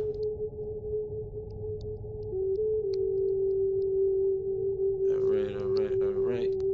The prophet say, I hereby inform all members that they must end all radical speeches while at work, in their homes, or on the streets. We are for peace and not destruction. Stop flashing your card at Europeans. It causes confusion. Remember, your card is for your salvation. Failure to obey these orders will be a severe consequence. We are for love, truth, peace, freedom, and justice, and when these principles are violated, justice must then take its course. Any member or group of members who hold malicious feelings toward the temple or the prophet, or violate the divine covenant of the Moorish movement, will receive their reward from Allah for their unjust deeds. All true Moors will and must obey the laws laid down to them by their prophet. If they lose confidence in their prophet, they should turn in their card and button, cease wearing their turban and fez, and return to the state where I, the prophet, found you. This is a holy and divine movement founded by the prophet Zabuwr Ali, and if the prophet is not right, the temple is not right. The prophet therefore is sending out the divine plea to all Moorish Americans that they do their part in protecting their prophet and the temple. This is an everlasting movement founded by the prophet, through the will of Allah, to redeem his people from their sinful ways. To redeem his people from their sinful ways. True peace, Zabuwr Ali. All right, y'all, let's get into this divine constitution. Not divine constitution, but the prayer, I'm sorry. The Moorish prayer, and then we're going to close it out.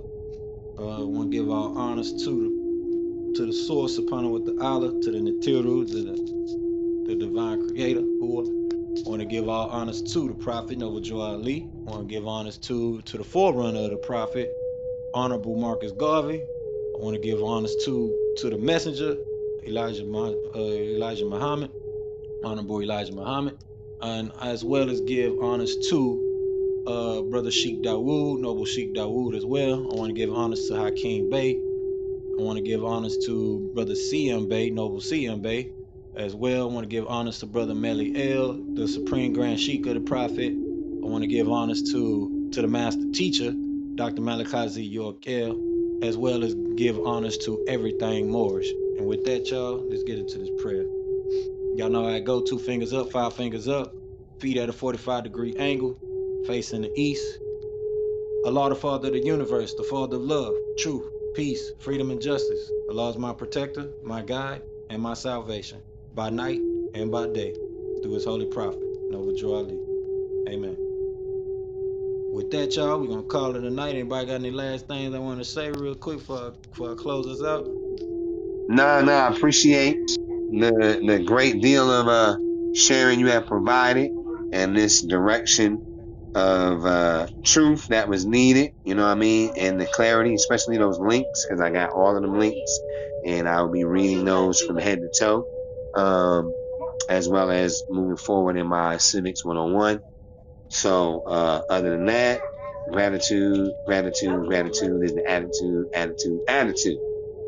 Gratitude is the attitude. Much love, brother. Mo was quiet over there tonight. You know we love you, big bro. Right, One Big love. Mo in the building. Mo But Billy, Mo Bucks. I don't know if he knocked out over there. So he be over there hey, snoring some type. Brother Brian, thank you for joining us. Brother Brian was down in the audience, so I want to thank Brother Brian for being in attendance. And prayerfully he received. Oh, he just dipped out. I was going to say, prayerfully, Brother Brian received value from this great sharing, and do look forward to your future attendance and so forth, brother. Islam. Yeah, much love, brick bro. Much love, bro. And Noble Raheem, I don't know if you can hear us, but you already know. Much love to you, big bro. I want to let Noble Simone and Noble Jackie know, but I know they got the message in spirit, but y'all, appreciate y'all. Much love. Y'all already know. Much honors to all the people that came today and spent this time with us. And we about to take it on home. Y'all know how to reach me. I'm about to meditate and oh, there you go. True peace, brother Brian. You want to say something True real peace, quick? Brother Brian on deck. I don't know if you want to say something. You want to chime in real quick, Noble? You gotta unmute yourself though, cause we can't hear you if you ain't unmuted. Okay, thank you. Greetings, everyone. Thank you. Thank you. Yeah, Dr. Lowry, that was amazing as usual. Um, and grand rising to everybody. Nice meeting everyone. And Mo, thank you, Mo. I love you, Mo. Brother Mo. Yeah, that's who I went through chambers with. Noble Raheem, man. We went through chambers together, so Wow. he forever in heart with me. He went through the now that's the brother who went through the thicket with me. Oh, A thicket and a good old butt whooping, you know what I yeah, mean? yeah, Can't say too much, but we took the strikes together and cross that burning desert together. So you know, that brother right there is forever in my heart, and just I appreciate it, man. I'm glad y'all here. Let's keep turning it up. You know, consistency is one of the things the prophet, the holy prophet, instructed us on, and that's why we here. We might not be here for the December. I'm gonna think about that one because I know people gonna be with their families because I think it's a newcomers day on Christmas or next holiday is on Christmas. I'm not too sure, but um I don't know I'll try to test the waters and see. But if I'm not too busy myself, we'll open it up. But I appreciate y'all, man. Truly grateful, truly thankful. Like brother Dr. Idris said, gratitude is the attitude, and let's clean it up. Let's get us right, man. Because if we don't come in the right posture, we gonna forever keep dealing with all the craziness in the world. We honor all divine prophets, and with that, we gotta honor those divine teachings that was given to us, especially in the Thou and the Tao, and be mindful of just the things that we got going. We are those children of the East, of the sacred wisdom of the East, and we got to show forth like we had a was that somebody was saying something? We got to show that discipline. So let's do it. Let's do it. Let's do it. Let's go. But you want to say something, Brian? No, no, Oh, I'm okay. good. Thank you. No, much love to you, brother. With that, y'all, I'm about to close us out. Y'all know how it go. Hua, Wadu. Peace and blessings. See y'all next Sunday. This Sunday Wadu, or wadu. Friday. Next Friday. Y'all can come on Sunday too. We got the newcomers class. That's actually for the civics 101. True peace. Wadu.